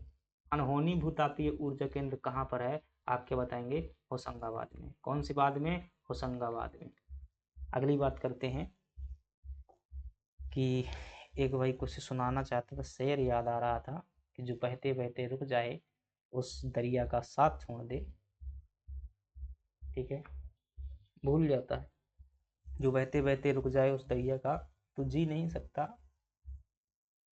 चलिए ठीक है, जो बहते बहते रुक जाए उस दरिया का साथ छोड़ दे, और कौन कहता है सिर पे महबूब की बाहों में मोहब्बत होता है, कभी किताबों से दिल लगा करके देखो, भूल जाएगा सब कुछ। चलिएगा, सौर ऊर्जा उत्पादन में मध्य प्रदेश की रैंकिंग क्या, अभी तो भाई किया हुआ है, 4था स्थान है। ठीक है, सौर ऊर्जा के मामले में मध्य प्रदेश का कौन सा स्थान है, 4था स्थान। सौर ऊर्जा के आंकड़े, ठीक है, तो बहुत ज़्यादा आंकड़े दिमाग लगाने की जरूरत नहीं है क्योंकि भूल जाते हैं, तो इतना ध्यान रखना 4थे स्थान पर है। इसके अलावा ध्यान रखना मध्य प्रदेश के एक रीवा में जो सौर प्लांट है उसकी क्षमता कितनी है, 750 मेगावाट है। इसके अलावा जो ओंकारेश्वर में एक क्या है, तैरता हुआ क्या बनाया गया है, तैरता हुआ सोलर प्लांट बनाया गया, उसकी क्षमता 600 मेगावाट। भाई डाटा लिखवा दूंगा, फिर क्या कंफ्यूज रहोगे, अभी लिखवा रहा हूँ। ठीक है, नहीं मान रहे हो तो लिखवा रहा हूँ। ठीक है, देश में कौन से स्थान पर है, 4थे स्थान पर, फिर मत कहना नहीं बनता। सौर ऊर्जा तत्व देखिएगा, रीवा जो सोलर प्लांट है उसकी क्षमता कितनी है, तो आपका कहना 750 मेगावाट है। फिर आपसे पूछे जो ओंकारेश्वर का, ओंकारेश्वर, ओंकारेश्वर का जो सौर ऊर्जा प्लांट है उसकी क्षमता कितनी है, 600 मेगावाट।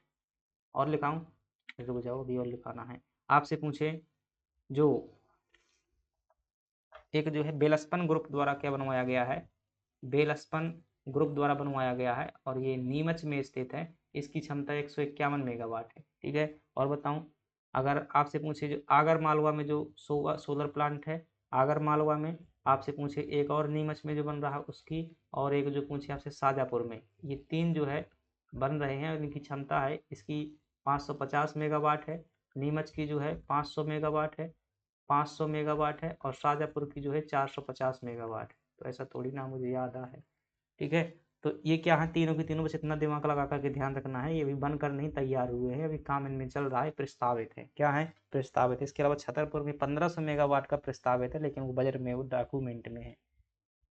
और आपसे पूछे कि सोलर सिटी किसे कहा जाता है, तो आप क्या बताएंगे, सांची को सोलर सिटी कहा जाता है। ठीक है, आपसे पूछे मध्य प्रदेश में जो है सौर ऊर्जा का प्रयोग करने वाला पहला गांव कौन सा है, तो आप कहेंगे कस्तूरबा गांव। कौन सा गांव, कस्तूरबा गांव। कहाँ पर पड़ता है, आप कहेंगे इंदौर में। फिर आपसे पूछे कि चेतन सोलंकी कौन है, ये खरगोन जिला के हैं, उन्हें कहा जाता है सोलर मैन ऑफ इंडिया कहा जाता है।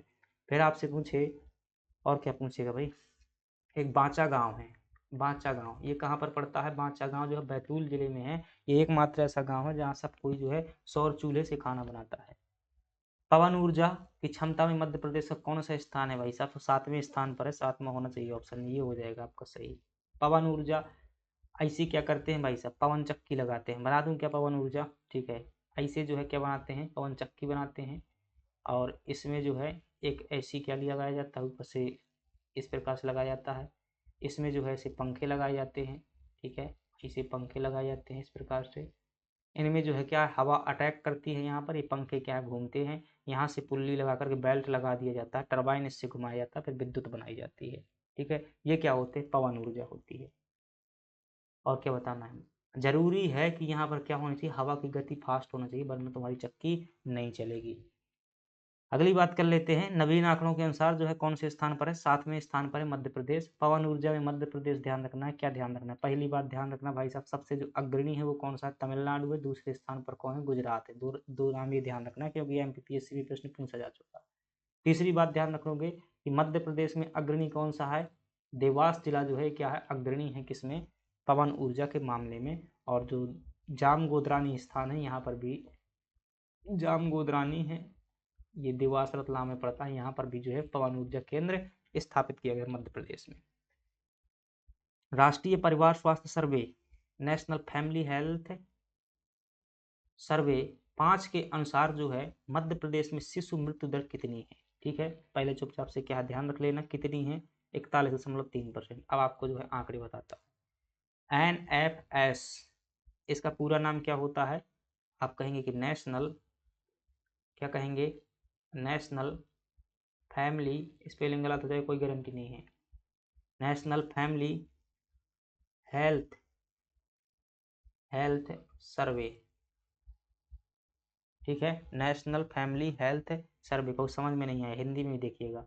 राष्ट्रीय राष्ट्रीय परिवार स्वास्थ्य सर्वेक्षण। अब आया कुछ समझ में? कहो कौन सा अंतर बताया है? ठीक है, कुछ नहीं, इसका मैंने पूरा नाम बताया हुआ है। तो भाई सब ध्यान रखना, ये एक प्रकार का सर्वेक्षण है जो गवर्नमेंट क्या करती है? सर्वे करती है। और अधिकारियों द्वारा सर्वे करने के बाद में जो है जारी कौन करता है? तो भारत का जो महुआ है, कौन है? महुआ, महुआ, महुआ,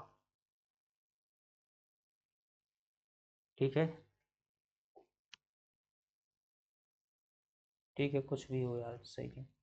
और इसका मैं महुआ का लिखना चाहता था, ministry of family, ministry of health and ministry of health and family welfare, यानी कि परिवार कल्याण जो मंत्रालय होता है भारत सरकार का, उसके द्वारा जारी किया जाता है। राष्ट्रीय परिवार कल्याण मंत्रालय, ठीक है, परिवार कल्याण जो मंत्रालय है उसके द्वारा क्या किया जाता है? ये परिवार स्वास्थ्य सर्वेक्षण जारी किया जाता है। और यह मध्य प्रदेश क्या पूरा भारत सरकार जो है 2015 में जो है पहली बार जारी किया हुआ था। 2015 में क्या किया था? पहली बार जारी किया था। ये 5 बार जो है जारी किया जा चुका है। कितनी बार जारी किया जा चुका है? 5 बार। और ये 5वां जो है, तो इसे क्या बोलते हैं? NFHS 5 बोलते हैं, यानी कि राष्ट्रीय परिवार स्वास्थ्य सर्वेक्षण नंबर 5 अभी जारी। इसके अनुसार जो है शिशु मृत्यु दर कितनी है? तो आप क्या कहेंगे कि 41.3 है। इसका मतलब क्या है कि 1000 बच्चों में जो है लगभग 1000 में इतने कैसे भाई मरते होंगे? लाख में होगी, ठीक है। 1 लाख में जो है 41 शिशु जो क्या हो जाते हैं, इनकी ऑन द स्पॉट, यानी कि बच्चे जीवन में ही क्या हो जाती है? इनकी डेथ हो जाती है। तो ये क्या है? आपका परिवार स्वास्थ्य सर्वेक्षण है। तो क्या हो जाएगा सही? सी ऑप्शन हो जाएगा, यानी कि प्रति 1000 जीवित बच्चों पर शिशु मृत्यु दर घटकर जो है 41.3 रह गई है। भाई साहब ये थोड़ा सा सोचने वाली स्थिति है। यानी कि 1000 बच्चे जो जन्म लेते हैं उनमें से 41 बच्चे क्या हो जाते हैं? उनकी डेथ हो जाती है। ये बताता है हम कितने विकसित हैं और कितने विकसित नहीं हैं। तो ये जो है आंकड़ा निश्चित रूप से क्या है कि सामाजिक दृष्टि से पिछड़ा आंकड़ा है। जो 5 नंबर का जो ये सर्वे है, इसकी कुछ खास बातों में अगर ध्यान रखना हो, इसके अनुसार अगर ये पूछा जाए कि मध्य प्रदेश में जो है इनीमिया कितने % लोगों को है? इनीमिया जानते हैं ना? इनीमिया कितने % लोगों को है? आपसे पूछे कि महिला साक्षरता कितनी है? देखिएगा कंफ्यूज नहीं होना है भाई साहब, भूल जाना डाटा, अगर ये वाला परेशान करे ना 2011 की जनगणना मत भूल जाना इसके चक्कर में। राष्ट्रीय परिवार स्वास्थ्य सर्वेक्षण के अनुसार जो है एनीमिया है मध्य प्रदेश के 54% लोगों को जो क्या है एनीमिया है, महिलाओं को, ठीक है, हम आदमियों को भी है लेकिन महिलाओं को जो है 54% लोग, मतलब क्या है, आप अगर 2 लोग बैठे हुए हो तो उनमें से पूरी संभावना है कि एक लोग क्या है एनीमिया से कुपोषित है। तो खाना पीना खाया करो अच्छे से, ठीक है, कुछ ना मिले तो जो भी मिले उसी को खा लिया करो, मतलब अच्छे से खाया करो ताकि ब्लड पड़ना चाहिए भाई। एनीमिया क्या होती है, खून की कमी से होता है, और खून की कमी के लिए क्या खाना चाहिए आपको, आयरन खाना चाहिए। आयरन का मतलब क्या होता है, लोहा होता है, ठीक है, तो लोहा हुआ खाया करो कुछ। यह कभी कहेगा दांत नहीं टूट जाएंगे, दांत नहीं टूटेंगे लोहा खाने से, तो ध्यान रखना ये वो वाला लोहा नहीं होता है वरना टूट ही जाएंगे। कौन सा लोहा होता है, तो आयरन तत्व होता है। महिला साक्षरता देखेंगे तो लगभग 65% महिलाएं जो है हमारे राज्य की पढ़ चुकी हैं, किसके अनुसार, इस सर्वेक्षण 5 के अनुसार। थोड़ा सा और देख लीजिएगा पेयजल के बारे में, अगर इसका आंकड़ा देखेंगे पेयजल, तो मध्य प्रदेश के लगभग 89% क्षेत्रों पर जो है शुद्ध पानी पहुंच रहा है। वो बात अलग है कि किताबों में पहुंच रहा है, बाकी इंदौर जैसे शहर में भी क्या हो रहे हैं, लोग पानी पी करके मर जाते हैं, ठीक है, तो ये वास्तविकता है। आनंद विभाग की स्थापना करने वाला जो है भारत का पहला राज्य कौन सा है भाई, मुझे हंसी क्यों आ रही है, मुझे हंसी इसलिए आ रही है कि आनंद विभाग है, ठीक है, क्या बोलेंगे इंग्लिश में, आनंद को जॉय, एंजॉय जैसे बोलते हैं, एंजॉय डिपार्टमेंट जो है मध्य प्रदेश ऐसा पहला राज्य है भारत का जिसने आनंद विभाग बनाया हुआ है। कब, 2016 में जो है बनाया हुआ था, लेकिन यहाँ आनंद तो हमारी जिंदगी में है ही नहीं भाई, परेशान ही है हम, क्या है, ठीक है। गवर्नमेंट 5 लाख की नौकरी का वादा करती है, देती कुछ भी नहीं है। MPPSC में देखो भाई 155-60 पद निकाल करके रखा हुआ है, ठीक है, तो ऐसा नहीं करना चाहिए। नाम का क्या है, आनंद विभाग जो है बनाया गया है, मध्य प्रदेश पहला राज्य। कब बनाया हुआ है, तो आप क्या कहेंगे 2016 में जो है आनंद विभाग बनाया गया। अगली बात करते हैं, तो 2016 में जो है मध्य प्रदेश ने पहले आनंद विभाग की स्थापना की हुई थी, किसके लिए, नागरिकों की खुशहाली के लिए। क्या भाई खुश हो ना, हाँ तो ऐसे खुश रहा करो। प्रमुख विभाग, विभाग मुझे कहाँ से पता होगा भाई, कुछ निगम यहाँ पर क्या है आप याद कर लीजिएगा, मध्य प्रदेश में कुछ निगम जो है याद कर लीजिएगा। कौन कौन से निगम याद करने हैं, जैसे कि अगर बात की जाए, आपसे पूछे खान विकास निगम, खान विकास निगम मुझे याद नहीं हो रहा था, ठीक है, खान विकास निगम, कुछ खाने को अगर न मिले क्या करना, 62 किलो जहर खाना। कितना खाओगे, 62 किलो जहर खाओगे बस। 1962 में क्या हुई थी, खान विकास निगम की क्या हुई थी, दरअसल देखिएगा याद करने का ऐसे तरीका जो है मैंने कैसे याद किया हुआ, मुझे बहुत बार जो है भूल जाता था, ठीक है, नहीं बताता वरना हंसने लगोगे, फिर बताऊंगा किसी दिन। 1962 में जो है क्या किया था, इसको याद किया था, 62 किलो जार खाया था। ऊर्जा विकास निगम की स्थापना कब की गई थी, मध्य प्रदेश में ऊर्जा विकास निगम की स्थापना जो 1982 में की गई थी। और 1982 में भाई बहुत सी चीजें हैं, चलो मैं 1982 में आज आपको करवा देता हूँ। 1982 में देखिएगा भारत भवन की स्थापना कब की गई थी, तो आप क्या कहेंगे कि 1982 में, ठीक है। जो पशुधन विकास निगम है उसकी स्थापना कब की गई थी, 1982 में। जो मध्य प्रदेश में कुक्कुट पालन विकास निगम है उसकी स्थापना कब की गई थी, 1982 में। मध्य प्रदेश में जो बाल कृष्ण शर्मा नवीन समारोह होता है, ये कहाँ पर नवीन समारोह है, शाजापुर में होता है, ये भी 1982 से शुरू हुआ है। और भाई कितनी बातें बताऊं, 1982 में बहुत कुछ है मध्य प्रदेश में, ठीक है, तो ये वाली डेट जो है भूलना नहीं है। और बात करें तो मध्य प्रदेश में वित्त निगम की स्थापना कब हुई थी, तो क्या बताएंगे, वित्त निगम की स्थापना जो है मध्य प्रदेश में 1955 में हुई थी। वित्त निगम कहाँ पर है, इंदौर में। आगे बढ़ जाते हैं, ग्लोबल इन्वेस्टर समिट 2025 कहाँ पर हुई है, तो ये जितनी भी ग्लोबल इन्वेस्टर समिट होती हैं सभी की सभी जो है भोपाल में होती हैं। 8वें नंबर की हुई है। ग्लोबल यानी कि वैश्विक इन्वेस्टर मतलब कि अरे भाई क्या होती है समिट, अब मेरे को समझ में नहीं आ रहा, चलिए यहाँ पर समझ लेते हैं। मुख्यमंत्री जो मोहन यादव जी हैं इन्होंने क्या बुलाई है, 8वें नंबर की समिट बुलाई। समिट का मतलब होता है एक बैठक। अब बैठक किसकी है, ग्लोबल यानी कि पूरे विश्व की है।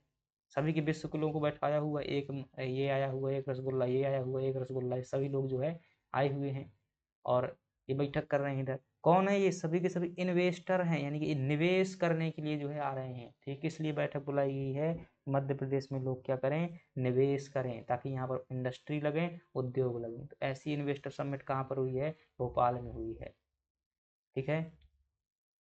यह समिट जो है भोपाल के इंदिरा गांधी मानव संग्रहालय में जो है स्थापित हुई है। और इंदिरा गांधी मानव संग्रहालय कहाँ पर है, भोपाल में स्थित है। और इसकी स्थापना भी कब की गई थी, 1982 में ही की गई थी, ठीक है। हालांकि 77 में हुई थी भाई, 1970 में इसकी स्थापना हुई थी दिल्ली में, तो वहाँ जगह नहीं थी, फिर मध्य प्रदेश में से भगा दिया गया, तो मध्य प्रदेश में 82 में आया हुआ था। क्या बताना है भोपाल के बारे में, जो है कुछ फैक्ट बताओगे, पता है कुछ भी फैक्ट? क्या जानते हो भोपाल के बारे में, क्या जानते हो? तो भोपाल के बारे में हम जानते हैं कि इसकी स्थापना किसने की हुई थी। एमपीपीएससी 2020 का प्रश्न है, तो कौन बताएंगे? दोस्त मोहम्मद खान द्वारा जो है आधुनिक भोपाल की स्थापना की गई थी। मोहम्मद खान द्वारा 1723 में जो है 1723 में इसकी स्थापना की गई थी। दूसरी बात ध्यान रखोगे, भोपाल में पत्रकारिता विश्वविद्यालय कहाँ पर है? माखनलाल चतुर्वेदी, माखनलाल चतुर्वेदी, माखनलाल चतुर्वेदी पत्रकारिता विश्वविद्यालय कहाँ पर है? तो कहाँ पर है? भोपाल में है। मौलाना मौलाना बरकतुल्लाह विश्वविद्यालय, तो मौलाना बरकतुल्लाह विश्वविद्यालय कहाँ पर है? ये भी कहाँ पर है? ये भी आपका यहीं पर है। भोपाल में भाई बहुत कुछ चीज़ें हैं, आपको यहाँ पर श्यामला हिल्स देखने को मिल जाएगी। श्यामला, श्यामला पहाड़ी। भोपाल कितनी पहाड़ियों पर बसा है? 5 पहाड़ियों में बसा हुआ। यहीं पर आपको जो है 2.5 सीढ़ी मस्जिद देखने को मिल जाएगी। ठीक है। भोपाल में बात करूँ तो यहीं पर हुआ था बोरसा गांव का, नहीं हुआ था, गलत बात, रायसेन में हुआ था बोरसा गांव का।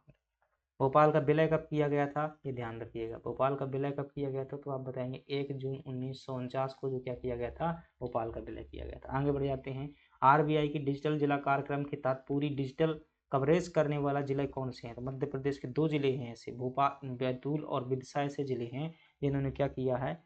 अरे भाई कुछ नहीं, रिजर्व बैंक ऑफ इंडिया की क्या है, एक योजना है, इसका नाम है डिजिटल जिला कार्यक्रम। ठीक है, तो इसके तहत जो 2 जिलों ने उसकी शर्तों को पूरा किया है। आरबीआई का डिजिटल कार्यक्रम क्या है? डिजिटल इंडिया को बढ़ावा देने के लिए है, तो यानी कि डिजिटल, सही लिख रहा हूँ स्पेलिंग? डीजी में जेड आता है, आता है, कुछ भी हो तो आप, मैं हिंदी से लिख देता हूँ भाई।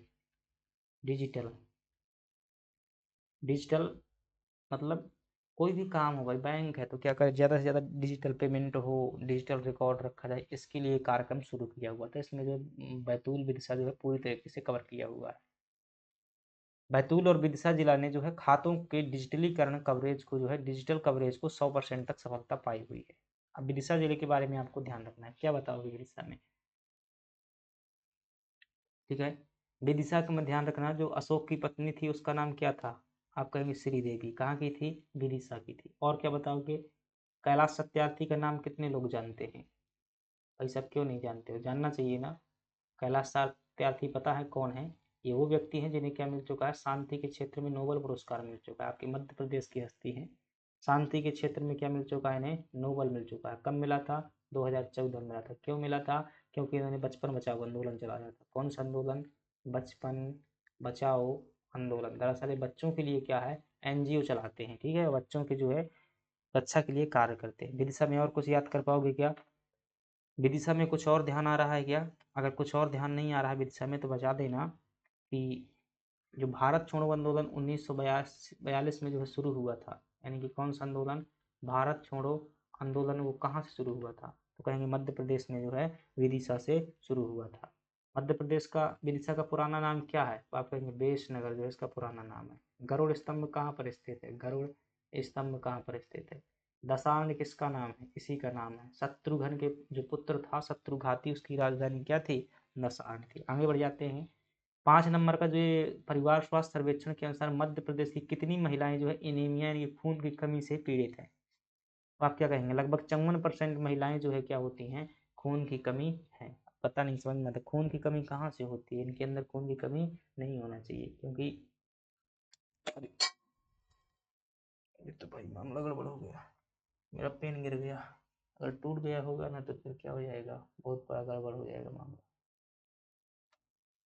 क्योंकि यहाँ पर जो है जिस पेन से मैं लिखता हूँ वो पेन यहाँ पर नहीं मिलता है। ठीक है, महंगा पेन मिलता है, इसे आने में बहुत टाइम लगता है। ठीक है, कुछ भी नहीं होगा, नहीं होगा। चलिएगा आगे बात करते हैं। तो 54.7% महिलाओं का नाम लिया और क्या हुआ? पेन गिर गया। मतलब क्या है भाई साहब, बहुत शक्ति होती है, देवी का रूप होती है। चलिएगा, इनीमिया देखिएगा, इनीमिया कहते किसे हैं? तो आप कहेंगे जब शरीर में क्या हो जाएगी, आरबीसी की कमी हो जाएगी, उसी को क्या कहते हैं? इनीमिया कहते हैं। जब आरबीसी की कमी हो जाएगी उसी क्या कहते हैं? इनीमिया। अभी जो कहेंगे क्या, अभी तो बता रहा था भाई साहब कि ब्लड की कमी हो जाए, तो ब्लड क्या होता है भाई? ब्लड में जो आरबीसी होता है वही तो होता है ब्लड। ठीक है, जब ब्लड कहें या आरबीसी कहें एक बात है, क्योंकि ब्लड का मैन फैक्टर क्या होता है? रेड ब्लड कॉर्पल्स होता है। तो ब्लड की कमी या आरबीसी की कमी से क्या हो जाता है, एनीमिया हो जाता है। क्या होगा, एनीमिया हो जाएगा। शरीर में क्या हो जाएगा, डेफिशिएंसी ऑफ ब्लड यानी खून की कमी हो जाएगी। खून की क्या हो जाएगी, कमी हो जाएगी। अरे तो क्या हो जाएगा, खून की कमी हो जाएगी भाई साहब, आपका बीपी जो है लो हो जाएगा। क्या हो जाएगा, बीपी लो हो जाएगा। बीपी जो है सर्कुलेट नहीं करेगा। जब खून नहीं शरीर में दौड़ेगा तो क्या हो जाएगा, आप जो है फेफड़ों में क्या लेंगे। चलिए किसी का चित्र बना रहा हूँ, किसी का नाम लेकर के बनाऊंगा, नहीं बना रहा, चलिए ठीक है। ये जो है, जो कोई भी है अपने को पहचान लीजिएगा, ऐसा कौन है।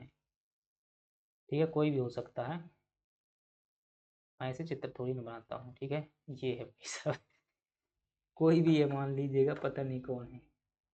ठीक है, जो भी, अब मान लीजिएगा मुझे खुद हंसी आ रही है। ठीक है, यहाँ से जो है इसके सांस लेता है, खून नहीं है इसके अंदर, क्या हो जाएगा बताओ। यहाँ से ये सांस लेगा और मान लीजिए कि यहाँ फेफड़े हैं, फेफड़े में क्या होता है, इसका सांस पहुँचता है, यानी कि ऑक्सीजन जो है फेफड़े में पहुँचता है। इसके अंदर खून है ही नहीं है। कल्पना कीजिए कि ऐसा व्यक्ति, इसके अंदर खून नहीं है, वो जी रहा है। अब जो है फेफड़ों से क्या होता है, जो भाई हर बार सांस लेते हो ना, तो आपके शरीर में ऑक्सीजन पहुँचता है, तभी आप जिंदा रह पाते हो। अब बताओ, रक्त जो है हृदय से आपका फेफड़े तक नहीं पहुंचेगा, तो ऐसी स्थिति में क्या है, ऑक्सीजन नहीं मिल पाएगी। ऑक्सीजन नहीं मिल पाएगी तो फिर क्या होगा, नीचे से जो है डेथ हो जाएगी आपकी। यहाँ तक बड़ा ऑक्सीजन आएगी, यहाँ पर जिंदा रहोगे, यहाँ पर डेथ हो जाएगी। ठीक है, तो ऐसा नहीं करना है, खाते पीते रहना है, लोहा खाया करो।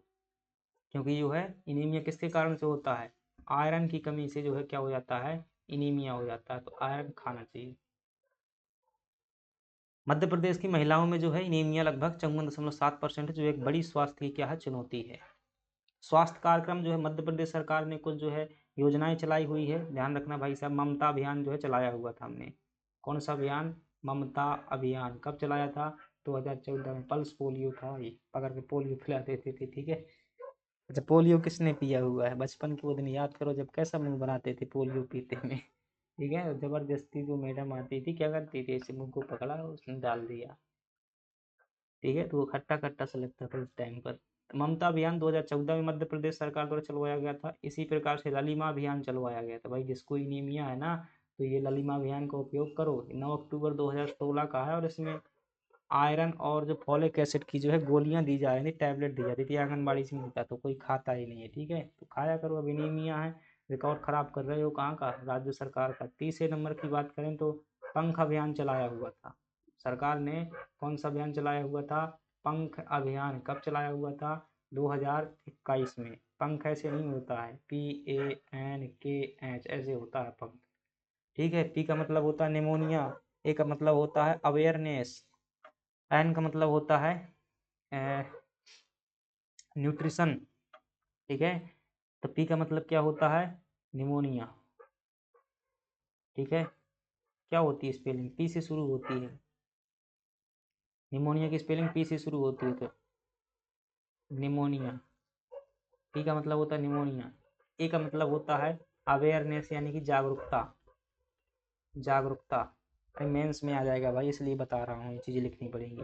एन का मतलब होता है न्यूट्रिशन, न्यूट्रिशन यानी कि पोषण है। के का मतलब होता है नॉलेज, और नॉलेज मतलब ज्ञान, पढ़ाई करो। एच का मतलब होता है हेल्थ, हेल्थ मतलब कि स्वास्थ्य। ये सब किसके लिए है भाई साहब, आपके लिए है, आपके लिए नहीं, दीदी लोगों के लिए है।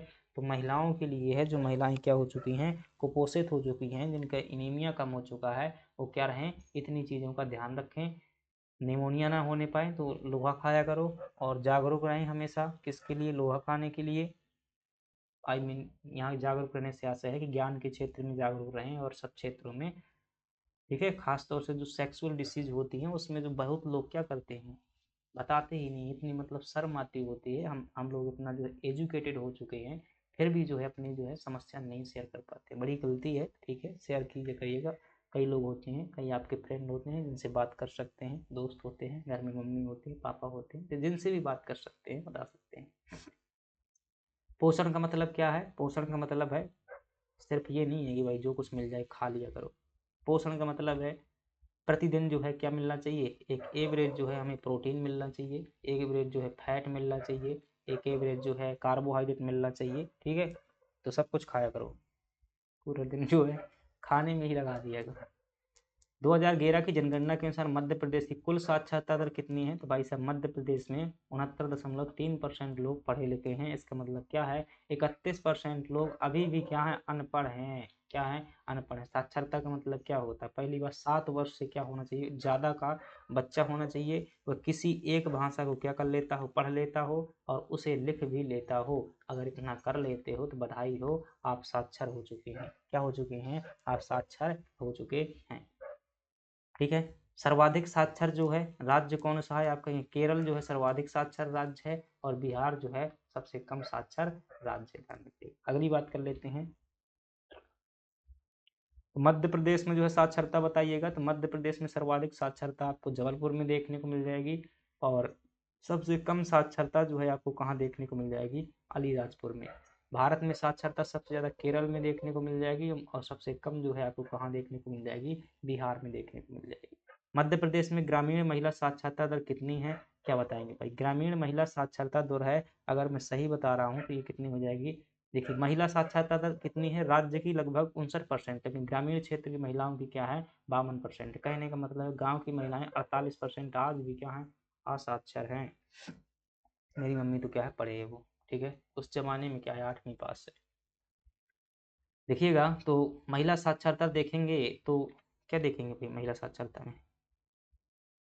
डाटा याद होना चाहिए। महिला साक्षरता के लिए बात करने के लिए डाटा कम से कम क्या होना चाहिए? याद होना चाहिए। तो कितनी जो है महिला साक्षरता? तो अभी मैंने देखा यहाँ पर उत्तर में बताया 52.4% मध्य प्रदेश में है। सबसे ज़्यादा कहाँ पर है? भोपाल में जो सबसे ज़्यादा महिलाएं पढ़ी लिखी हैं। सबसे कम कहाँ पर हो जाएंगी? अलीराजपुर में ही क्या हो जाएंगी? सबसे कम हो जाएंगी। तो महिला साक्षरता में भोपाल आगे है। ठीक है। 52.4% हो जाएगा। महिला कम साक्षर क्यों है भाई साहब? बहुत सी जो है समस्याएं हैं। पहली बात जो है गरीबी है, यानी पैसा की कमी है। तो ठीक है, अपने आसपास से भी कुछ चीज़ें सोचा करो। पैसा की कमी है। दूसरी बात जो है संसाधनों की कमी है। आज भी अपने स्कूल में देखिएगा, जिस स्कूल से पढ़ करके आए हो, अगर सरकारी से आए हो तो आपको पता होगा कि आज भी जो है वॉशरूम बाथरूम की जो है अलग से व्यवस्था नहीं है। उसी में जो है टीचर जाता है, उसी मैडम जाती है, उसी में स्टूडेंट जाते हैं। वरना सीधी बात करता हूँ भाई, जिस जो हमारा स्कूल होता था उधर में तो क्या होता था? जो टीचर और मतलब जो महिला मास्टर होते थे उनके लिए बस होता था, बाकी बच्चे कहीं भी जाए कोई दिक्कत नहीं है। ठीक है। तो ये क्या था? ऐसी व्यवस्था होती है अभी भी जो है। कई बार कुछ ऐसी बातें होती हैं कि जो तो स्कूल क्या है, लड़कियों को खास तौर से बाद में छोड़ना पड़ता है। तो आप क्या इतने समझदार हैं? सरकारी प्रयास, और इसके अलावा जैसे और कह सकता हूँ हमारे समाज का नज़रिया कह सकते हैं भाई साहब। 18 से जो है लगभग 12-13 साल 14 साल की लड़की होती है तो उसका नज़रिया समाज का बदल जाता है। कई लोग तो क्या बोलते हैं भाई साहब, बच्ची है कर दो जल्दी से शादी, क्या है पराए घर की क्या संपत्ति। तो ये ठीक है, ये सोच है कि पराए घर की संपत्ति है, तो ऐसा कई लोग जो है कहते हैं। लेकिन काफ़ी हद तक जो है समाज क्या हो रहा है? हमारा शिक्षित हो रहा है, एजुकेटेड हो रहा है, धीरे धीरे बदलेगा। कुछ प्रयास किए हुए हैं ना क्या सरकार ने कि महिलाओं को जो है क्या है शिक्षा में सहायता मिल सके। तो अभी जो है मध्य प्रदेश सरकार ने एक गाँव की बेटी योजना चलाई हुई थी। गाँव की बेटी योजना चलाई हुई थी, 2005 की योजना है। पैसा मिलते होंगे। ठीक है। तो मैं बता रहा हूँ, जिसको नहीं मिल रहा है तो वो जो है लिया करो पैसे। ठीक है। तो इसके तहत अगर 3 किलोमीटर के आसपास जो है आप क्या करते हैं, स्नातक में यानी गांव से बाहर पढ़ने जाते हैं तो 5,000 के समथिंग रुपए देती है। मिड डे मील योजना है, हालांकि लड़कों के लिए भी है। खाना की छुट्टी हो चुकी है चावल खाने के लिए। ठीक है। सरकारी स्कूल में 1995 की योजना है। कब की योजना है? 1995 की योजना है। अगली बात करेंगे, अगर महिलाओं को और पढ़ाने के लिए बहुत सारे भाई काम किए हुए, तो लाड़ो अभियान भी चलाया गया था। लाड़ो अभियान 2007 का है। लाडली लक्ष्मी चलाई गई थी। ठीक है। और बात करें तो स्कूटरी भी तो मिल रही थी भाई साहब, स्कूटी वितरण योजना चलाई गई थी। पहले शुरुआत में लड़कियों को बस साइकिल मिलती थी, हमें साइकिल नहीं मिलती थी। और जो मुझे अच्छे से याद है, जब मैं कक्षा 6वीं में पढ़ता था तो उस समय पर हमें 200 रुपये की जो है चेक मिला करती थी छात्रवृत्ति में। ठीक है। लड़कियों को 300 रुपये की मिलती थी। ठीक है। तो ये जो है वो नहीं कर रहा हूँ, अपन जो है पैदल भजाने के लिए जाते थे। ठीक है। जो ग्रामीण रिजर्व बैंक होता था वहाँ पर जाते थे। तो ये योजनाएं हैं, कुछ सरकारी प्रयास हैं शिक्षा को बढ़ावा देने के लिए। मध्य प्रदेश का सबसे पहला विश्वविद्यालय कौन सा है? तो उसका नाम हरि सिंह गौर विश्वविद्यालय है। कहाँ पर स्थित है? आप ये पूछा है, बहुत समान सा प्रश्न है। सागर में जो है स्थित है। सब कुछ ध्यान रखिएगा। हरि सिंह गौर विश्वविद्यालय की स्थापना जो है ये 1946 में की गई थी। और मध्य प्रदेश का पहला जो है विश्वविद्यालय क्या है? पहला विश्वविद्यालय है। ध्यान रखिएगा। इसे 2001 में क्या कर दिया गया था केंद्रीय विश्वविद्यालय का दर्जा दिया गया था। ठीक है, केंद्रीय विश्वविद्यालय का दर्जा दिया गया था, इस बात का ध्यान रखिएगा। हरि सिंह गौर, हरि के क्या करिएगा, चरण पकड़िएगा। क्या कीजिएगा, हरि मतलब भगवान, क्या हरि मतलब भगवान, और हरि के चरण पकड़ोगे तो क्या हो जाएगा, मुक्ति मिल जाएगी। क्या मिल जाएगी, मुक्ति। कहना क्या चाहते हो, जो मुक्ति बोध सृजन पीठ है वो कहाँ पर स्थित है, मुक्ति बोध सृजन पीठ कहाँ पर स्थित है, हरि सिंह गौर विश्वविद्यालय में स्थित है। ध्यान रखिए, आगे बढ़ जाते हैं। हरि सिंह गौर भाई बहुत बड़े आदमी थे। ठीक है, उनकी आप भी जमीन सागर में लगभग जितना शहर बसा हुआ है ना, आज भी जो है इतनी जमीन, कम से कम 2-4 हज़ार बीघा जमीन जो है पूरे सागर शहर में भी बाउंड्री बनी हुई है। ठीक है, तो अपन बाबूपुरा में ही रहता था, वहीं पूरे सिरौंजा में उनकी जमीनें हैं। मध्य प्रदेश में कितने केंद्रीय विश्वविद्यालय हैं, 2। एक कौन सा हो जाएगा, हरि सिंह गौर केंद्रीय विश्वविद्यालय हो जाएगा, जो कि कहाँ पर पड़ता है, आप कहेंगे सर सागर में है। दूसरा जो है इंदिरा गांधी विश्वविद्यालय, इंदिरा गांधी जनजातीय विश्वविद्यालय, इंदिरा गांधी जनजातीय विश्वविद्यालय, जो कि कहाँ पर है, अनूपपुर में। कौन से पुर में है, अनूपपुर में है। तो ये 2 क्या है मध्य प्रदेश में केंद्रीय विश्वविद्यालय हैं। और क्या, महत्वपूर्ण विश्वविद्यालय, तो आपसे पूछे क्या पूछेगा भाई, आपसे पूछे क्या बताऊं, जवाहरलाल नेहरू कृषि विश्वविद्यालय कहाँ पर है, जवाहरलाल नेहरू कृषि विश्वविद्यालय मध्य प्रदेश में कहाँ पर है। अब देखिए मैं पूरा लिखूंगा तो फिर टाइम लगेगा, तो जल्दी जल्दी जो है चीज़ें रिवाइंड करवाना है, मैं हर बार बोलता रहूँगा। जवाहरलाल नेहरू कृषि विश्वविद्यालय कहाँ पर है, तो आप यहाँ पर बताएंगे जबलपुर में बताएंगे। आपसे पूछे दुर्गावती विश्वविद्यालय कहाँ पर है, तो आप क्या बताएंगे, महारानी रानी दुर्गावती विश्वविद्यालय जो है ये भी आपको जबलपुर में देखने को मिल जाएगा। आपसे पूछे कि सर लक्ष्मीबाई विश्वविद्यालय कहाँ पर है, लक्ष्मीबाई फिजिकल एजुकेशन जो सेंटर है ये 1957 में बना हुआ था, और कहाँ पर है, ग्वालियर में है। कहाँ पर है, ग्वालियर में है। ठीक है, और बताऊँ क्या, अगर आपसे पूछे महर्षि पाणिनि विश्वविद्यालय, महर्षि पाणिनि संस्कृत विश्वविद्यालय और विक्रम विश्वविद्यालय, ये दोनों कहाँ पर है, तो आप क्या बताएंगे, ये दोनों जो है उज्जैन में। सागर में हो जाएगा हरि सिंह गौर विश्वविद्यालय, भोपाल में ये बता दो तो माखनलाल चतुर्वेदी पत्रकारिता विश्वविद्यालय और बरकतुल्लाह विश्वविद्यालय, बरकतुल्लाह विश्वविद्यालय कहाँ पर हैं, दोनों के दोनों भोपाल में। भाई इतने ही ध्यान रख लो, सब कुछ कर लोगे क्या। अगली बात करते हैं, हाल ही में प्रारंभ किया गया तात्या टोपे विश्वविद्यालय मध्य प्रदेश किस जिले में है, तो भाई साहब ये जो है गुना में जो है शुरू किया जा रहा है। ठीक है, तात्या टोपे पहली बात ध्यान रखना 1857 के बहुत बड़े नेता थे क्रांति के। दूसरी बात ध्यान रखना इनका जो मूल नाम है, क्या लिख रहा है, रामचंद्र पांडुरंग जो है इनका क्या है, रामचंद्र पांडुरंग इनका मूल नाम है। तीसरी बात ध्यान रखिएगा कि इनको फांसी जो है कहाँ पर दी गई थी, तो आप क्या बताएंगे, शिवपुरी में जो है इनको फांसी दी गई थी। आगे बात करते हैं, गुना सही हो जाएगा। गुना से अशोकनगर जो है कब अलग करके बनाया गया था, 2003 में जो है गुना से अशोकनगर को अलग कर दिया गया था। गुना में ध्यान रखिएगा, अगर आपसे पूछे चैनपुरा कहाँ पर स्थित है, चैनपुरा, क्यों, यहाँ क्या ये उद्योग केंद्र है भाई, गुना का उद्योग केंद्र है, ये कहाँ पर है, यहीं पर स्थित है। भामावत स्थान का नाम ध्यान रखिए, गुना में भामावत, भामावत किस लिए प्रसिद्ध है, यहाँ पर जो है तेजा जी का मेला लगता है, संत तेजा जी। तो ध्यान रखना, भाव कई गुना बढ़ तेज हो रहे हैं, भाव कई गुना तेज हो रहे हैं, तो भामावत में जो है, गुना में भामावत जो है एक स्थान है, गुना जिले में स्थित है, और ध्यान रखिएगा। और क्या बताऊँ भाई, गुना जिले में साइकिल उद्योग कहाँ पर है, मध्य प्रदेश में साइकिल उद्योग यहीं पर है, और उर्वरक उद्योग भी कहाँ पर है, गुना जिले में। आगे बात करते हैं, मध्य प्रदेश का प्रथम अभियांत्रिकी विश्वविद्यालय यानी कि इंजीनियरिंग कॉलेज कहाँ पर है, तो आप क्या बताएंगे, मध्य प्रदेश का पहला जो है इंजीनियरिंग कॉलेज कहाँ पर होना चाहिए, कल्पना कर सकते हो। ठीक है, तो कल्पना करके बताइएगा कि ये कहाँ पर होगा। मध्य प्रदेश का जो पहला इंजीनियरिंग कॉलेज है जबलपुर में स्थित है, और ये आई थिंक जहाँ तक मैं याद कर रहा हूँ 1947, चलिए मिटा देता हूँ गलती ना हो जाए, 1947 में जो इसकी स्थापना की गई थी। अभियांत्रिकी मतलब कि जुगाड़, इंजीनियरिंग कॉलेज, इंजीनियरिंग, इंजीनियरिंग। ठीक है, पहला इंजीनियर किसे कहा जाता है, भारत का पहला इंजीनियर कहा किसे कहा जाता है, मोक्षगुंडम विश्वेश्वरैया। ठीक है, दक्षिण भारत के, तो 1947 जबलपुर सही हो जाएगा। जबलपुर में अनुसंधान केंद्र भाई कुछ ज़्यादा नहीं, इतना ध्यान रख लो।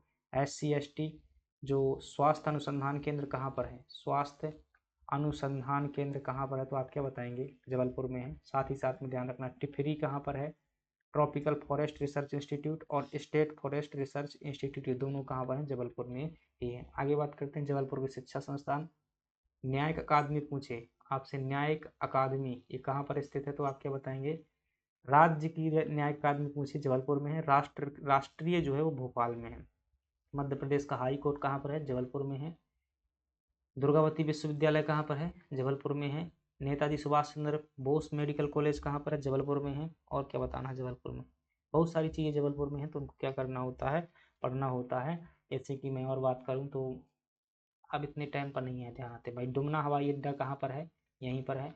रविशंकर शुक्ल स्टेडियम कहाँ पर है? यहीं पर है। मैं सब जगह यहीं पर घूम आया हूँ, मुझे मैं लाइन से जा रहा हूँ भाई। वहाँ पर स्टैंड में उतरा था, उसके बाद कहाँ कहाँ गया हुआ था, तब मैं उस हिसाब से लिखवा रहा हूँ, ठीक है।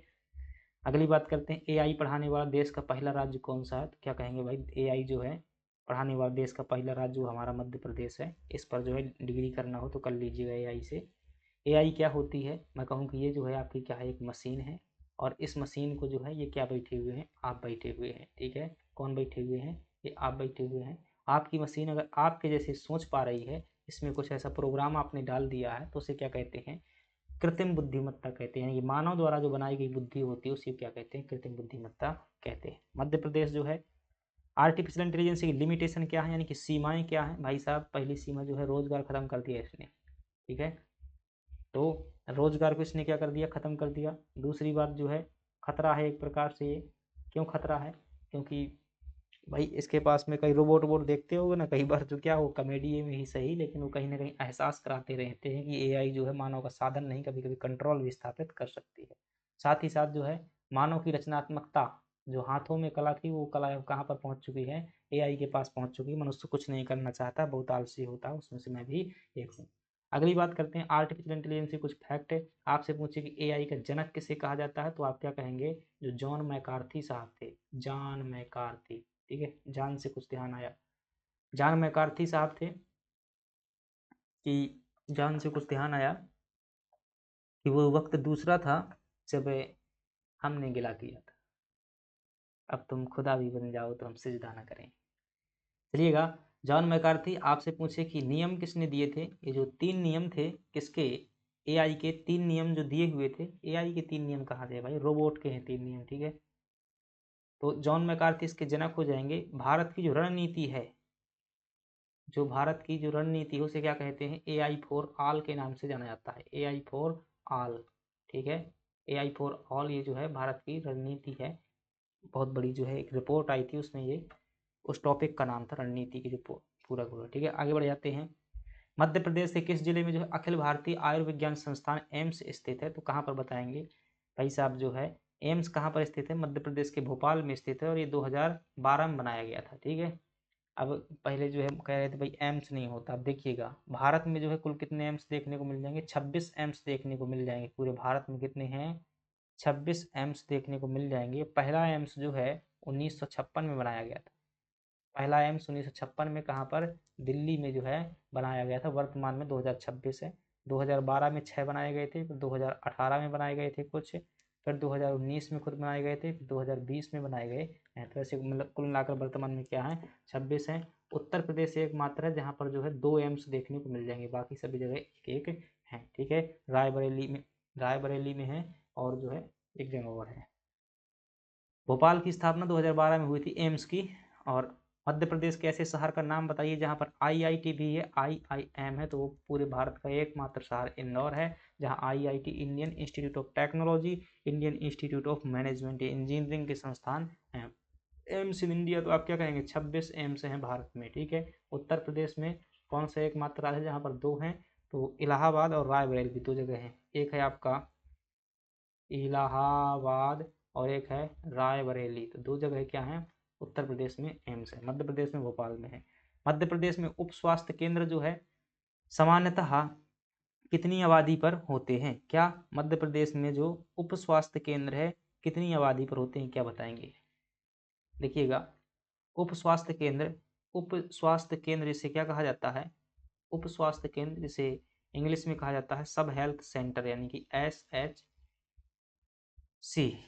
और ये जो है ज़रूरी है कि इसके लिए किसी क्षेत्र में अगर SSC बनाना है तो कम से कम 5,000 जनसंख्या होनी चाहिए। अगर वह क्षेत्र जो है जनजातीय आबादी वाला है तो वहाँ पर 3,000 जनसंख्या होनी चाहिए। तो सामान्य क्षेत्रों में अगर ये बनाना है तो सामान्य क्षेत्रों की जनसंख्या 5,000, अगर जनजातीय क्षेत्र है तो वहाँ पर 3,000 जो है आबादी होना चाहिए। वहाँ पर एक उप स्वास्थ्य केंद्र बनाया जाएगा। कुछ समझ नहीं आया? चलिए कोई दिक्कत नहीं है।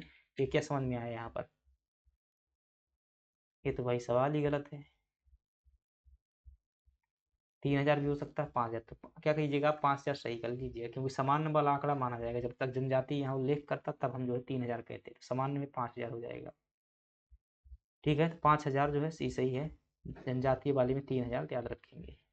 जनजातीय स्वास्थ्य अनुसंधान केंद्र कहाँ पर स्थित है? आप कहेंगे जबलपुर में। क्यों बार बार करा रहा हूँ भाई, 2023 में पूछा गया प्रश्न है एमपीपीएससी में।